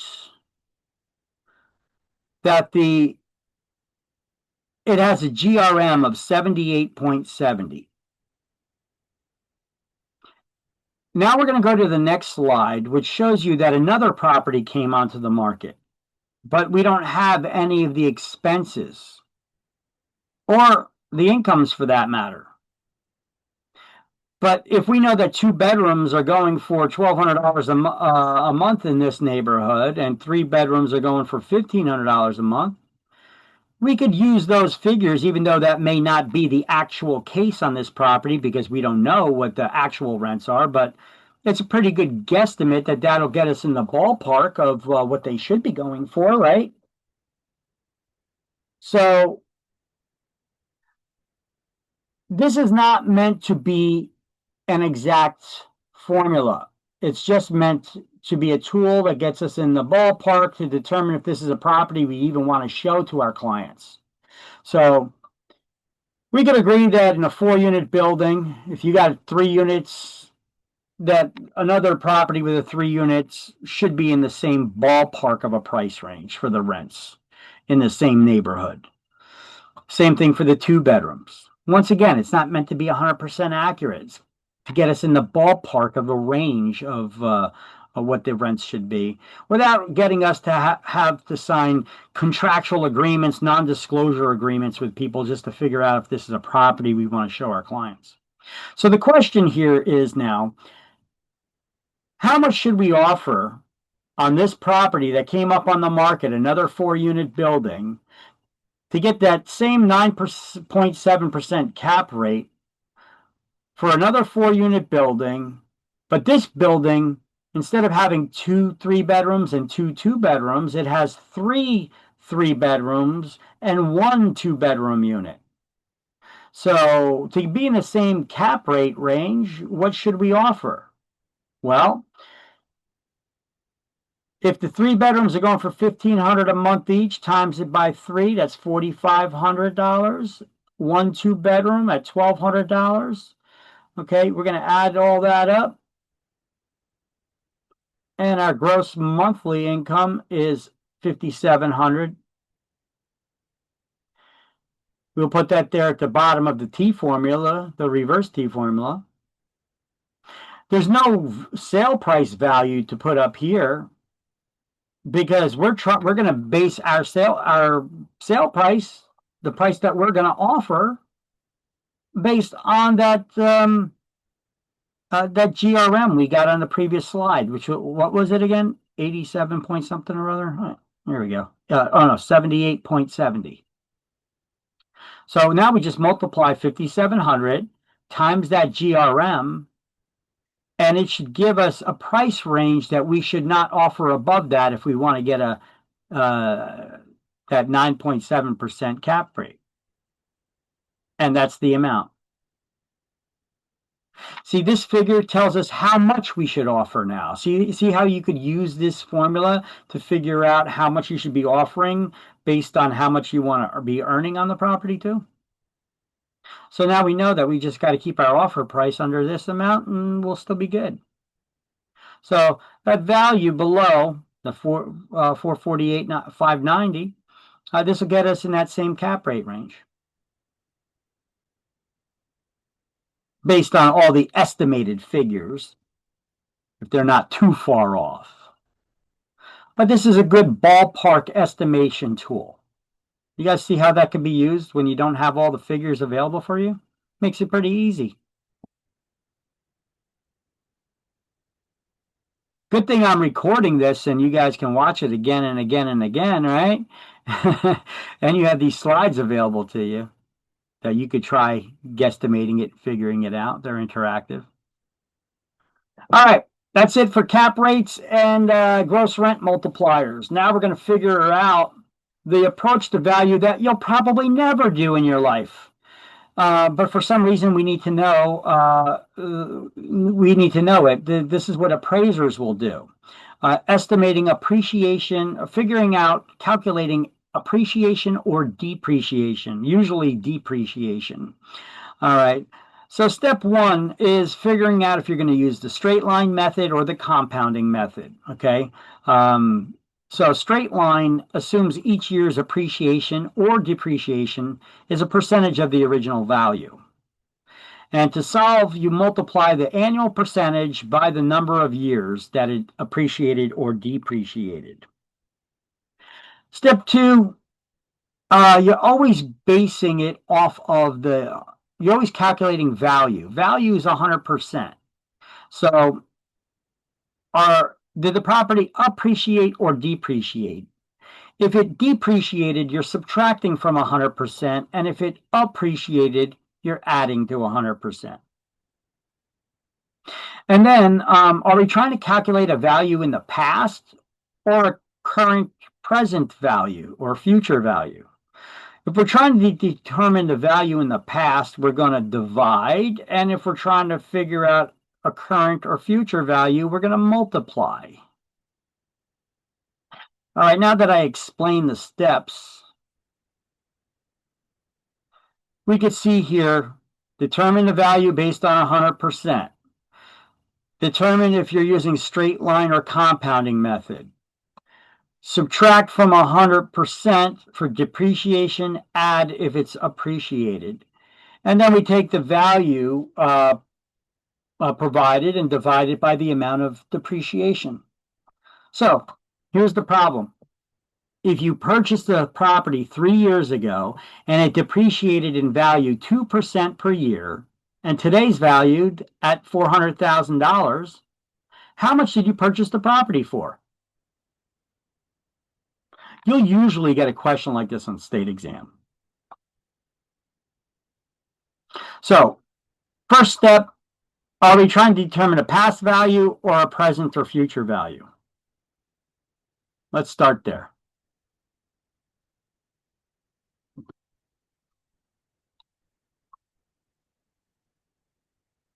Based on reading this question, are you trying to determine a value in the past or a current or future value? Past. The past. So when we get to the point of step 3 over here, step 4, we're going to be dividing because we're trying to figure out a past value. So if you purchased a property 3 years ago and depreciated in value 2% per year, depreciated, are we adding or subtracting from 100%? Subtracting. So first, we got to figure out the rate of depreciation, okay? It said using the straight line method. So straight line method, you just take the rate of depreciation, times it by the number of years, and then you're going to subtract that from 100%. That gives you 94. See, if they said use the compound method, you would not do this shortcut multiplying the number of years by the rate of depreciation. Now, we know today's value is $400,000. We're trying to figure out a past value, so we're going to divide it by 0.94, and that gives us our answer. That's a pretty straightforward, quick thing, but it's multiple steps here, so I understand it could be difficult to remember all the steps.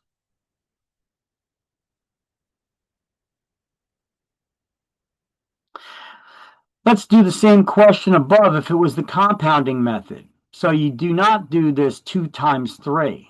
Instead, you would do this step once for each year. So if the rate of depreciation is 2%, you subtract that from 100. It gives you 0.98. And then you're going to do the compounding for each year. Today's values, 400,000 divided by 0.98, and 1 year ago it was worth that. Now you take this number and you divide it by 0.98 again. And now you take this number and you divide it by 0.98 again. And that's the answer, using the compound method. It's good to use Excel for that. You're not going to get that on an exam. No Excel. No real estate calculators. Just a normal, plain Jane, simple calculator. No scientific formulas. No real estate calculations pre-programmed. They want to make sure you know the steps and how to calculate this. Why? I have no idea. I've never used this before in my life.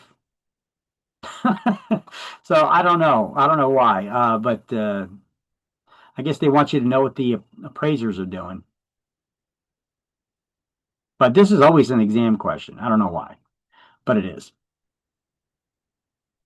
All right, here's another problem doing this. If you purchased the property 3 years ago and it depreciated in value 2% per year, and today's value is $380,000. Using the compound method, what's the first step we got to do here? Well, calculate depreciation in Well, one whenever you year. determine value of something, what does value mean? It means 100%. So first thing we do is we write down 100% on a piece of scrap paper. And in this case, we're going to be subtracting from 100% because it depreciated in value. So then we're going to write a minus sign underneath that 100%. Now, the next step is what rate are we going to put there?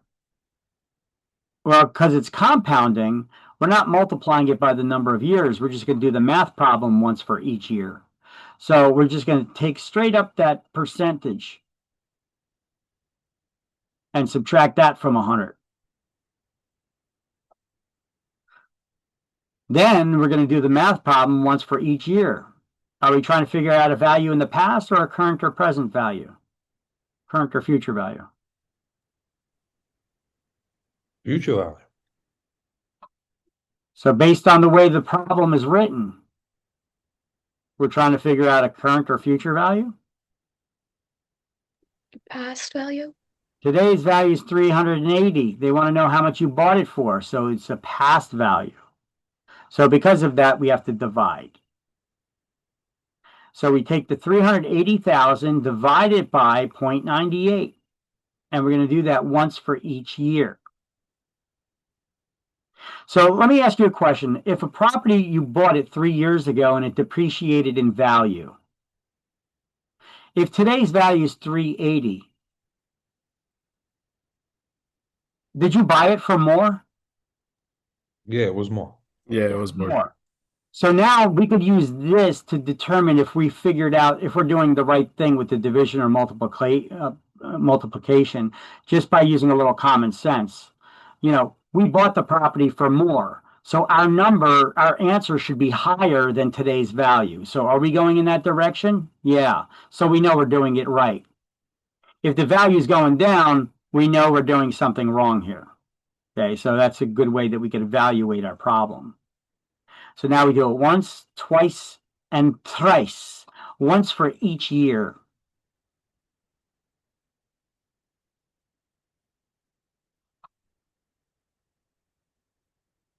Right?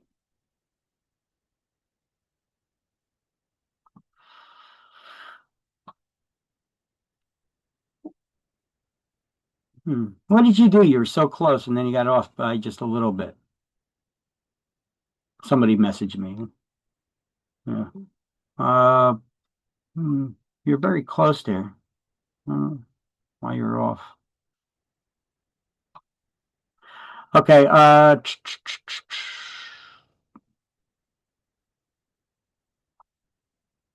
You know what? Did you just take the 2 times 3? That may have been it. All right. Let's do another one. Doing the straight line. Oh, wait, no. This is compound as well. If you purchased the property 3 years ago for 380,000 and it depreciated 2% per year using the compound method, what is it worth today? What's the first step? What's always the first step? 100% value. Write down 100%. It depreciated, so we're subtracting from 100%, right? If it was appreciating, we would be adding to 100%. So this just, the only thing that this next step is telling us if we're putting a plus sign or a minus sign after the 100%. So we're going to put a minus sign there because it depreciated. Now, it depreciated 2% per year, and they said to use the compounding method. If we're using the compounding method, we're going to we do not multiply the percentage by the number of years. We do the math problem once for each year. Now, are we trying to figure out a past value or a current or future value based on the way the question's worded? Current value. Yeah, so instead of dividing, we're going to need to multiply this time. So 100% minus 2 is 0.98, 98%. And we're going to have to compound it once for each year. 380,000 times 0.98.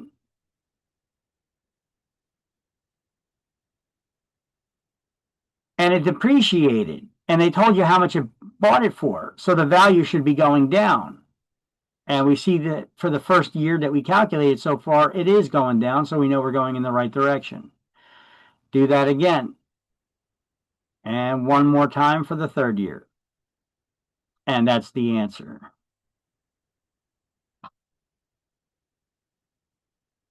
Yep, there you go. You got it. Yep, there you go. All right, we're starting to get it. Get people sending me answers, they're getting it. That's good. It's just trying to remember all the steps. You see, it's not that difficult. It's just trying to remember all the steps to it. That's the difficult part, I guess, you know. But it's still not that difficult.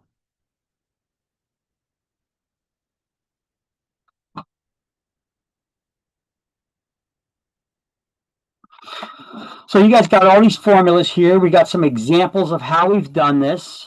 So you should be able to figure it out based on those studies and the formulas and my explanations here on how to calculate that.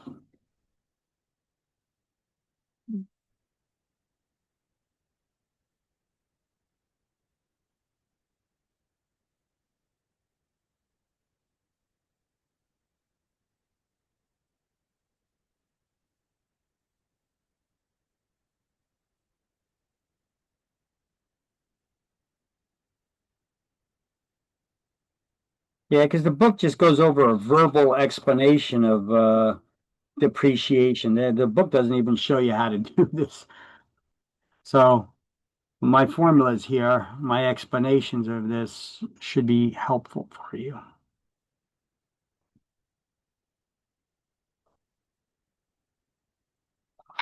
All right, so appraising, once again, is a profession that's done by licensed appraisers. It's a profession that requires licensing, and it's done in exchange for a fee. And there's 4 types of appraiser licenses. We as real estate agents, we do CMAs or BPOs, the comparative market analysis, or a BPO is an estimate of value by real estate licensees. Must never be called an appraisal or considered as such. We need to also add a remark to every CMA or BPO on the bottom of every page that says this is not an appraisal and should not be considered the equivalent of one. Why do people get appraisals? Well, here's a bunch of reasons.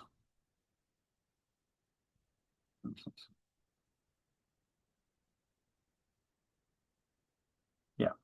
So people get appraisals for a lot of reasons. For estate purposes, to establish taxable value or facilitate fair division among heirs when somebody dies. For divorce proceedings, where real estate forms part of the property to be shared. For financing, when you go to get a loan to buy real estate, we need to know the value of it. The lender is not going to lend you more because that's going to serve as their collateral. Taxation purposes, they use that even though they do some reverse engineering and we would need to figure out, we would have to do the reverse engineering to figure out how the tax man figured what the market value was that they used. Because remember, for taxation purposes, they use assessed value. And then for relocation purposes, sometimes companies would relocate an employee and they would have a relocation company help with the disposal of their current home. And so they would work, it's basically a real estate company working with a bigger company to help go over relocation and then maybe even purchase the property from the employee if they didn't want to deal with the hassle of selling it. But then they're not going to get the full value of it because there's going to be some profit that's calculated into there. Condemnation reasons to arrive at a fair compensation for a property it's taken by eminent domain, right? That's condemnation is the court process of taking the properties through the court systems using the government's power of eminent domain. We need to justify what the value that is being compensated. For insurance reasons, to estimate possible replacement expense in case of loss. For damage or loss, to support income tax deductions. And for feasibility studies, to study possible consequences of a particular use of a property. All right, so keep in mind also, anytime that somebody is getting an FHA loan, the appraisal needs to be done by an appraiser who took an FHA class to get that designation on their appraiser license.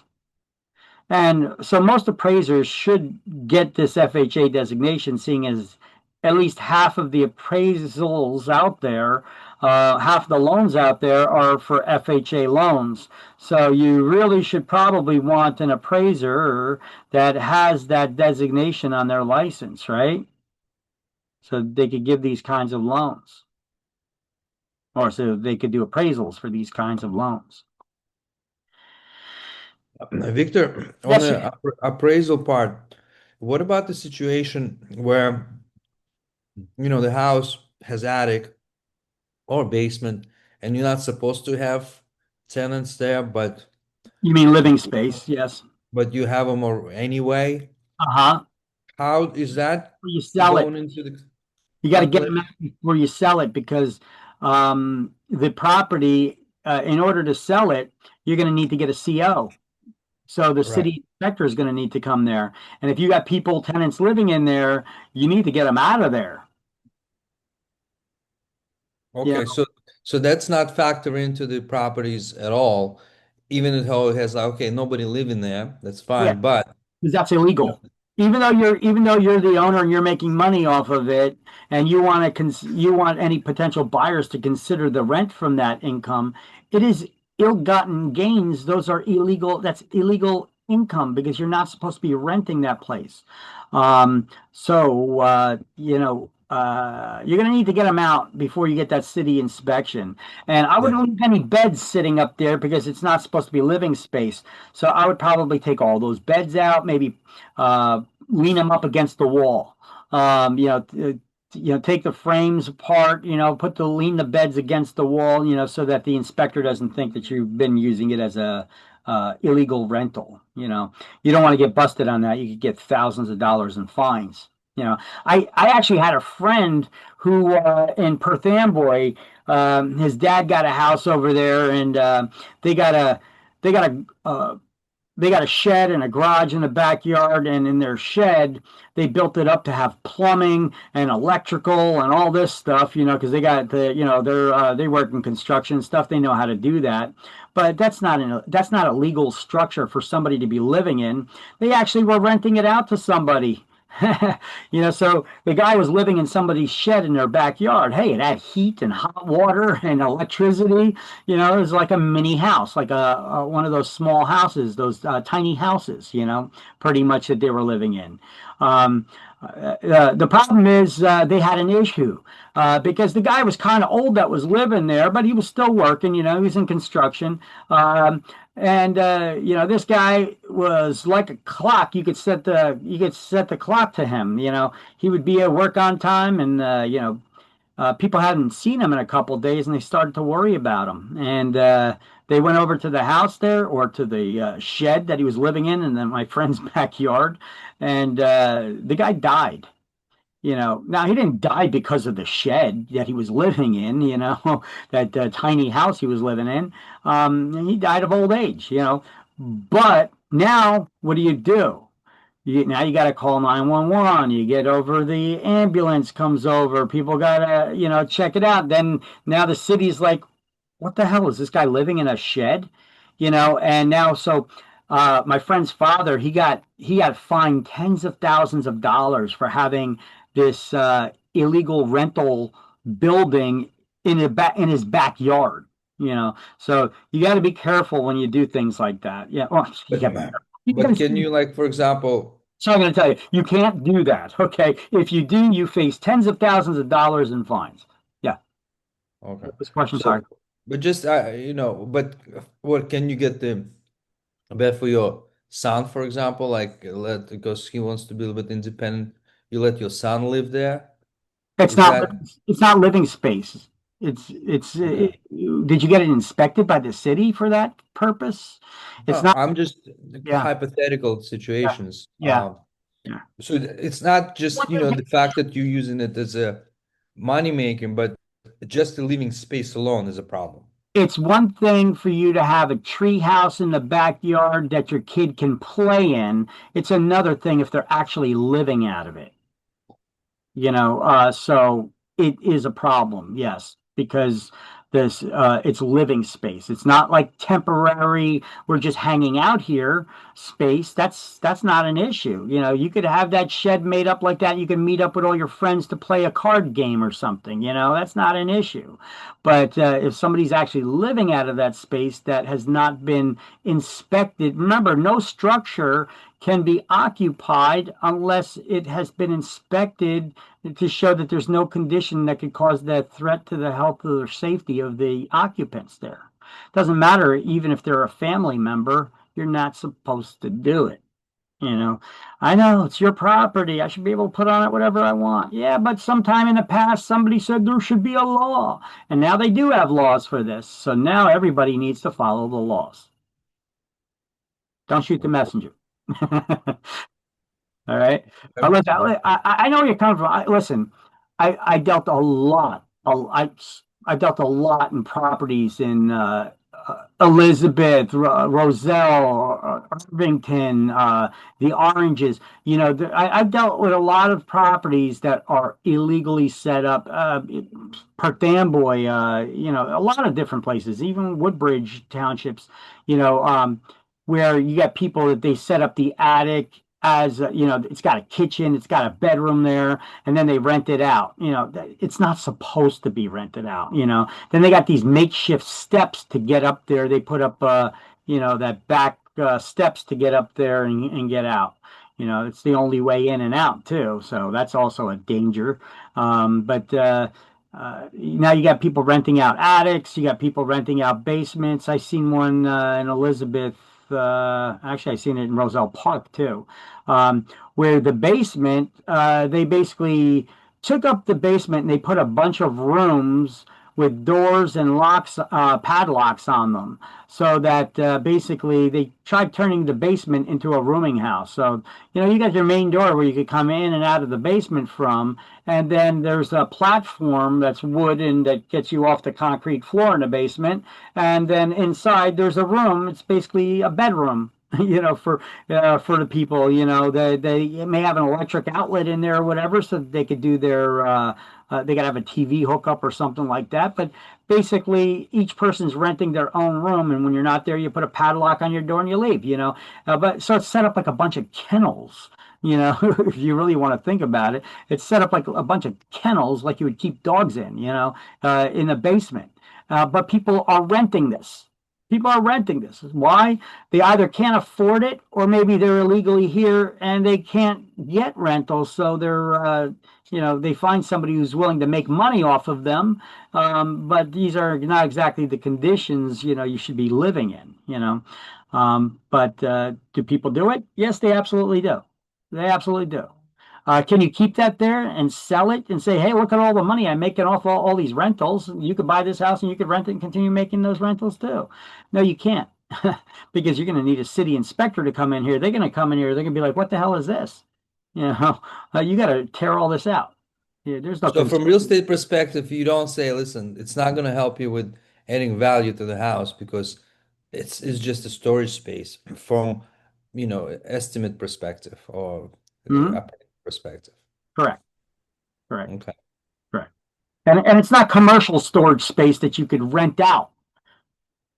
You would need permits for that stuff. You would need zoning for that stuff. Right? So what if you have a garage on the property? Can you rent it out separately, like for storage? Can you rent out your garage? Sure you can. Yeah. Sure Let's say it's a standalone garage on the side of the property. Yeah. Has its own entrance. Can you rent it out to like the neighbor so he can park his car or something? Sure you can. Because it's not somebody living there, but you could have extra space where you allow people to park on your property. Take a look at to answer your question, have you been down the shore? Have you seen the parking issues down the shore? You Right. see people, they got these vacant corner lots, and they set up a lawn chair there and a sign that says that we'll charge you X amount of dollars to park for the day or so many hours, right? I mean, yeah, yeah, you Oh, can. You got that's extra, capitalism. got extra space, but they're not living there. It's only, it's a little bit different. Right. Okay, so what does an appraiser do? Well, first, how do they start the appraisal process? Well, first they got to, in their mind, they got to decide what's the problem I'm trying to solve. Then I got to list all the data needed and the sources where I get that information from to figure it out. I gather, record, and verify that necessary data. I determine the highest and best use, estimate the land value, estimate the value of each of the by using each of the three approaches. I reconcile the estimated value, and then I report the final estimated value. That's the process of what an appraiser goes through. So they do this using a uniform residential appraisal report. There's a picture of one on the next slide, or coming up on one of the next slides. But all right. So page 318, Uniform Standards of Professional Appraisal Practice, USPAP. You guys got that highlighted? Just to have that term. I mean, I did have my slide with all the different appraisal licenses and these terms on it, but in the book, just this one term is just hanging out here on its own.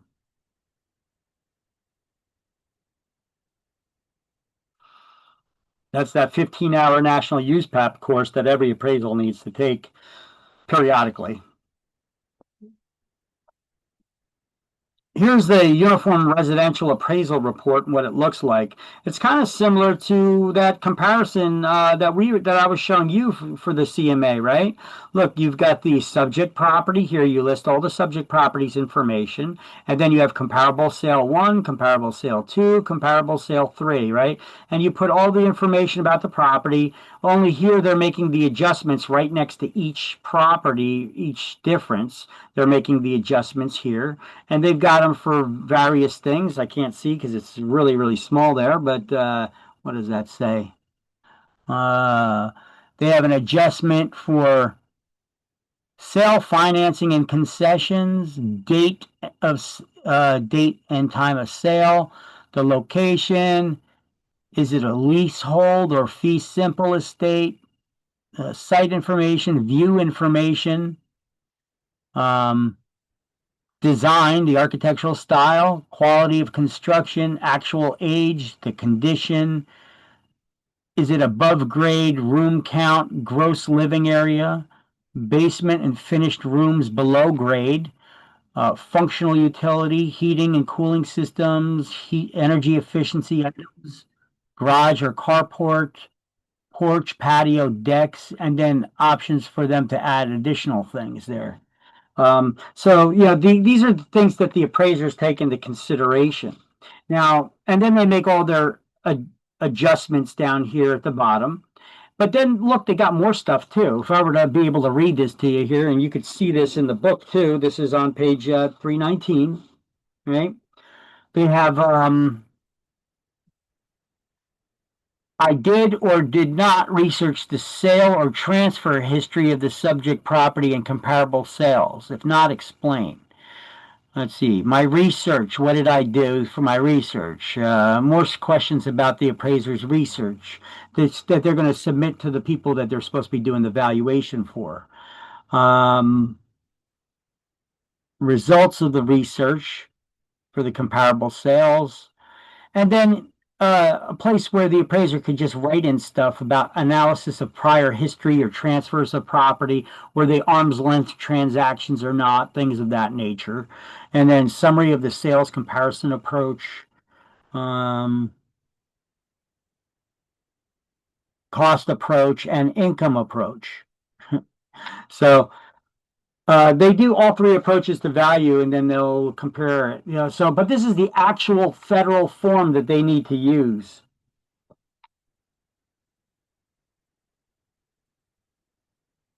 That's it. Fannie Mae Form 1004. There you go. All right, so then we have on page 320, MAI, that's the member of the Appraisers Institute. And here's an important thing for us on page 320. I'd have you just like maybe draw a box around it like I got driven here and drawn here, and you make the highlight. CMAs provide to the sellers or buyers, and BPOs are ordered by lenders. And New Jersey requires appraisals comply with state standards to be performed by a state licensed or state certified appraiser. An exception is allowed for the rare event where a broker's price opinion, the BPO, is acceptable to a lender, maybe when they're refinancing or they're looking to drop private mortgage insurance and they don't want to pay for an appraisal. The BPO should include a statement indicating that the report should not be considered the equivalent of an appraisal prepared by a New Jersey licensed or certified real estate appraiser. The statement should appear in the print size as large as the main text on the report. Any fees involved are payable to the agent's broker because you can't be paid directly from anybody but your broker, right? And all real estate appraisals for any purpose must be done by a licensed or certified real estate appraiser. So we're not doing an appraisal, so make sure you don't call it an appraisal. This is a CMA or it's a BPO. Don't get lazy and call it an appraisal. Everybody got that? Remember the different types of appraiser licenses. Start off as that apprentice trainee. We did this at the beginning of this chapter. Then you could graduate on to a residential licensed appraiser, and but you're limited in the properties you could appraise to residential properties under $1 million. But then you could graduate on to a certified residential appraiser who could appraise residential properties over $1 million. So can a certified general appraiser, but a certified general appraiser can also appraise commercial properties. You know, the certified residential appraiser and licensed appraisers can appraise residential commercial properties as well, but only under the supervision and tutelage of a certified general appraiser. All right, so remember, no monetary caps or limitations on the types of properties they could appraise. For a certified general appraiser, and in every case, all of the different appraiser licenses are required to take a mandatory 15-hour national USPAP course. Did I write here how often? Real estate agents become members of NAR, appraisers become members of MAI. NAR members must take a code of ethics class every 3 years. Members of MAI must take a 15-hour USPAP course every 2 years. Oh, okay. So the appraisers have to take that Uniform Standards of Professional Appraisal Practice course every 2 years. All right, it gives us a better understanding by comparison what these MAI and USPAP is to appraisers is like what NAR and the Code of Ethics training is to us. Okay? And here's that one slide where I put together the different types. MAI, USPAPs, and you know, the types of appraiser licenses and what you can appraise. And that FHA loans require appraisers to complete a special designation class certification to do appraisals on them. Because they got to look out for some additional things. Like they have to make notations you would not normally find on appraisals, like is the paint cracking or peeling on the exterior or interior of the house? If so, that's an indication of lead paint. They need to put that there in the appraisal report. If there's a dishwasher in the kitchen, an appraiser, not a home inspector, the appraiser got to run it through its cycles to make sure it's not leaking. You know, stuff like that, weird stuff like that, the FHA appraiser has to know about.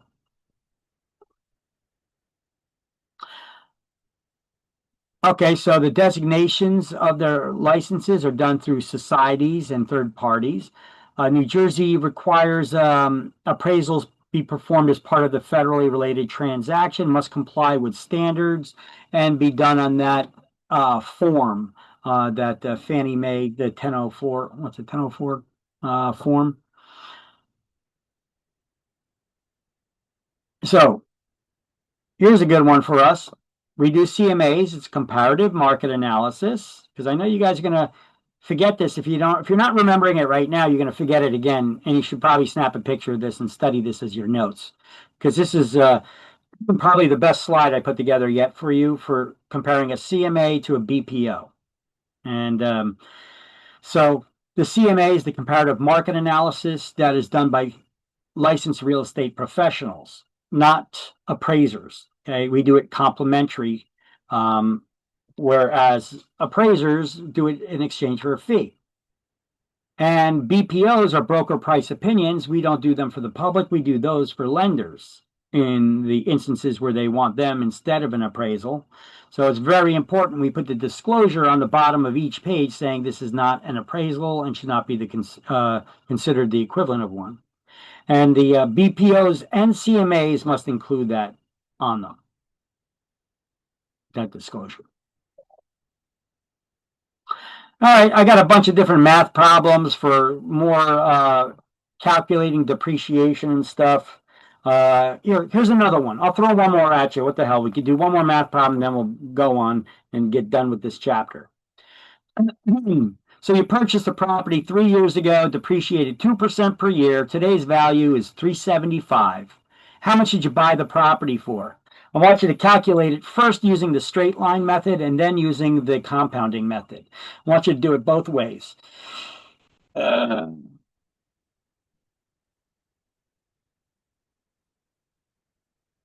What's the first step that we do in this? How do we calculate depreciation? What's the first step? Writing the value 100%. We write 100% down. Then we figure out that And yeah, for straight line, we will multiply 3 by 2. hold on a second. Skipping a step. I know it seems very insignificant, but it's not. You write down 100%, but then you've got to calculate, are we adding to or subtracting from 100%? So did it appreciate or Subtracting. depreciate? Subtracting. You were subtracting because it depreciated 2%. Okay, so you can put a minus sign now next to the 100%. And now, are we going to put the 2% there, or are we going to do that 2 times 3? And 2 then put, times 3 for straight line. yeah, for straight line, we do the shortcut, 2 times 3, and we do it once, right? Yeah. And then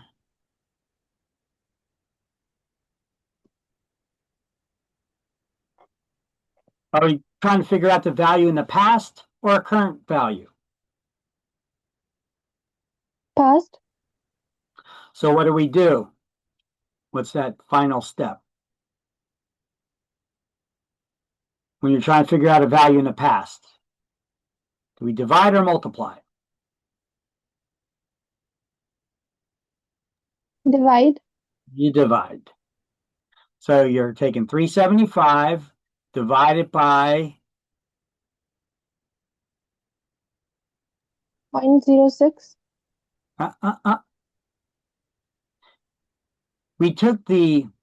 We calculated the rate of depreciation, but we need to subtract that from 100%. 0.94. See why you got to study this? And a couple of days from now, you're going to forget it totally if you don't, you know. So it's important to put down those steps. So 3 times 2 is 6 minus 100%. That gives us that 0.94.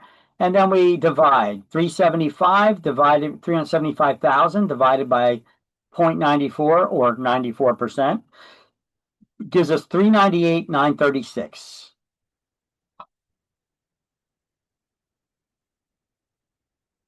That's for the straight line method. Yep, you got it. All right, now for the compounding method.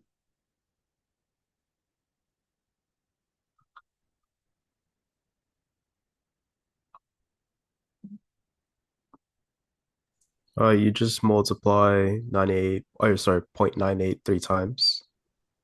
Yeah, so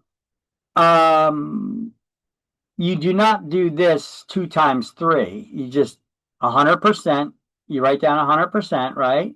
And then you just subtract it because it depreciated from 2%. That gets you 0.98. That's where you got the 98 from, right?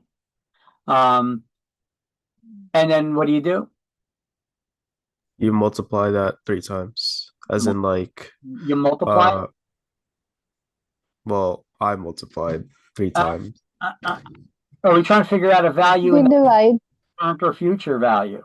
Yeah. Yeah. If it's a current or future value, you multiply. If it's a value in the past, you divide. So we're still dividing like we did in the last problem. So we divide it once for each year. And we get 398,431.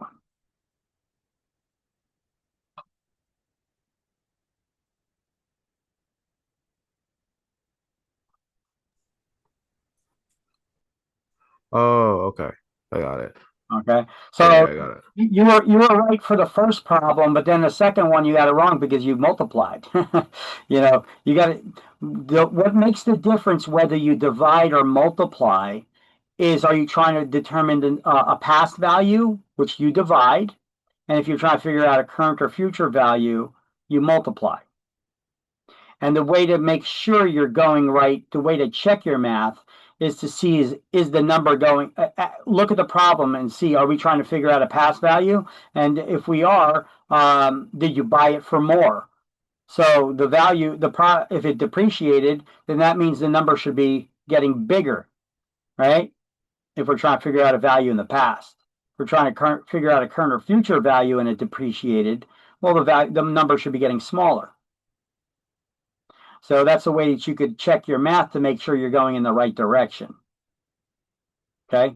It's a little trick there to just use your common sense by reading the math problem and then trying to figure out, should that number be going up or down? Forget about what the number is. Is the number, am I doing it right? Is the number going up or is it going down? Okay. That's a little tip for you. All right. So there we go. All right, and that concludes chapter 16. Let's do the key terms to review for this chapter, and we is done with chapter 16. Finally, it took a while. Let's do the key terms to review. Yeah, the math usually does mess us up, take a little bit of time out of it, a little bit more than usual. But let's take a look. Key terms 2, process of estimating value.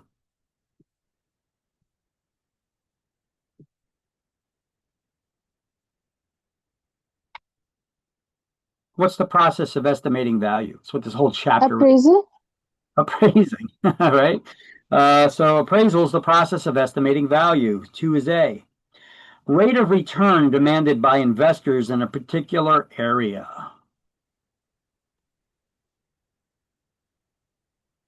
What do we call that? Rate of return demanded by an investor of a particular area so they know how much money their money is going to make them. Capitalization rate. The cap rates, capitalization rate, 4 is B. Similar nearby property that recently sold. Comparables. 5 is C, a comparable. Extra that contributes to the owner's satisfaction, clean air, views, and so on. Amenity. 1 is D, an amenity. An independent person trained to provide an unbiased estimate or opinion of value based on supportable evidence. Appraiser. 3 is E, an appraiser. Analysis of income, including the rental and other factors. Analysis from the real estate rental and other factors. Is it gross income multiplying? It is, like their money from other factors like concession stands and such, yes. So 10 is F, the gross income multiplier. Loss of value due to any cause or condition. Depreciation. Yes, 7 is G, depreciation. Loss of value due to factors beyond the property's boundaries. External. Obsolescence. Yes. Obsolescence. Yes, it's obsolete, so obsolescence, obsolete.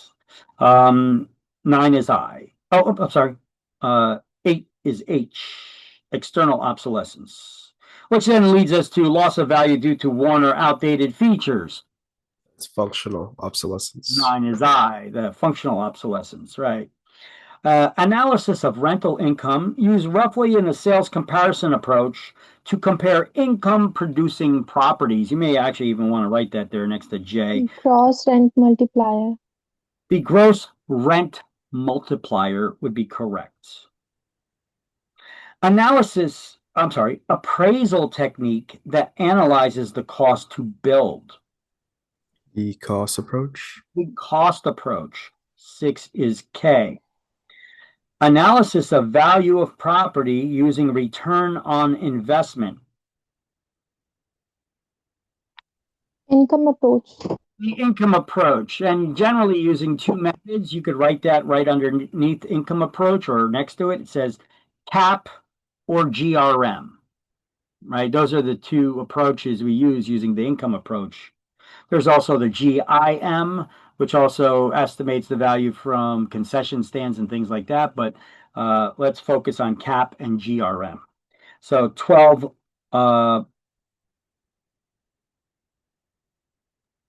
13. that was 13. 13 is L. All right, use of land that yields the most money. Highest and best use. The highest and best use. So then 12 would be M as in Michael. All right, key terms 2. What a property actually sells for in a perfect. Market price. It sells for market price. 1 is A. Loss of value due to wear and tear.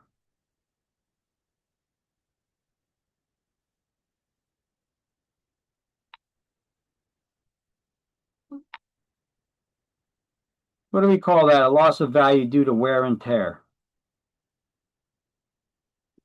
Physical deterioration. Physical deterioration. Correct. Speak up. Be a little more positive, even if you're wrong, Own it. Okay? Don't be afraid. Yes, physical deterioration. 3 is B. A location and the buyer's willingness to pay more for certain locations. Situs. Situs. 8 is C. Correct. Analysis of values received by different appraisal approaches. Reconciliation. Reconciliation. Yeah, they reconcile the books. They reconcile the different appraisal approaches. Correct. 4 is D. Present worth of future benefits is also described as Value. value. 11 is E. A cost to rebuild using today's materials and techniques. Replacement cost. Replacement cost. 5 is F. A price that would be paid by an informed buyer. Market value. 2 is G. Appraisal technique that analyzes sales price of comparable properties. Sales comparison approach. 7 is H. Cost to rebuild exactly using materials like the original. Reproduction cost. 6 is I. Principle that no one pays more if the same can be had for less. Substitution. 10 is J.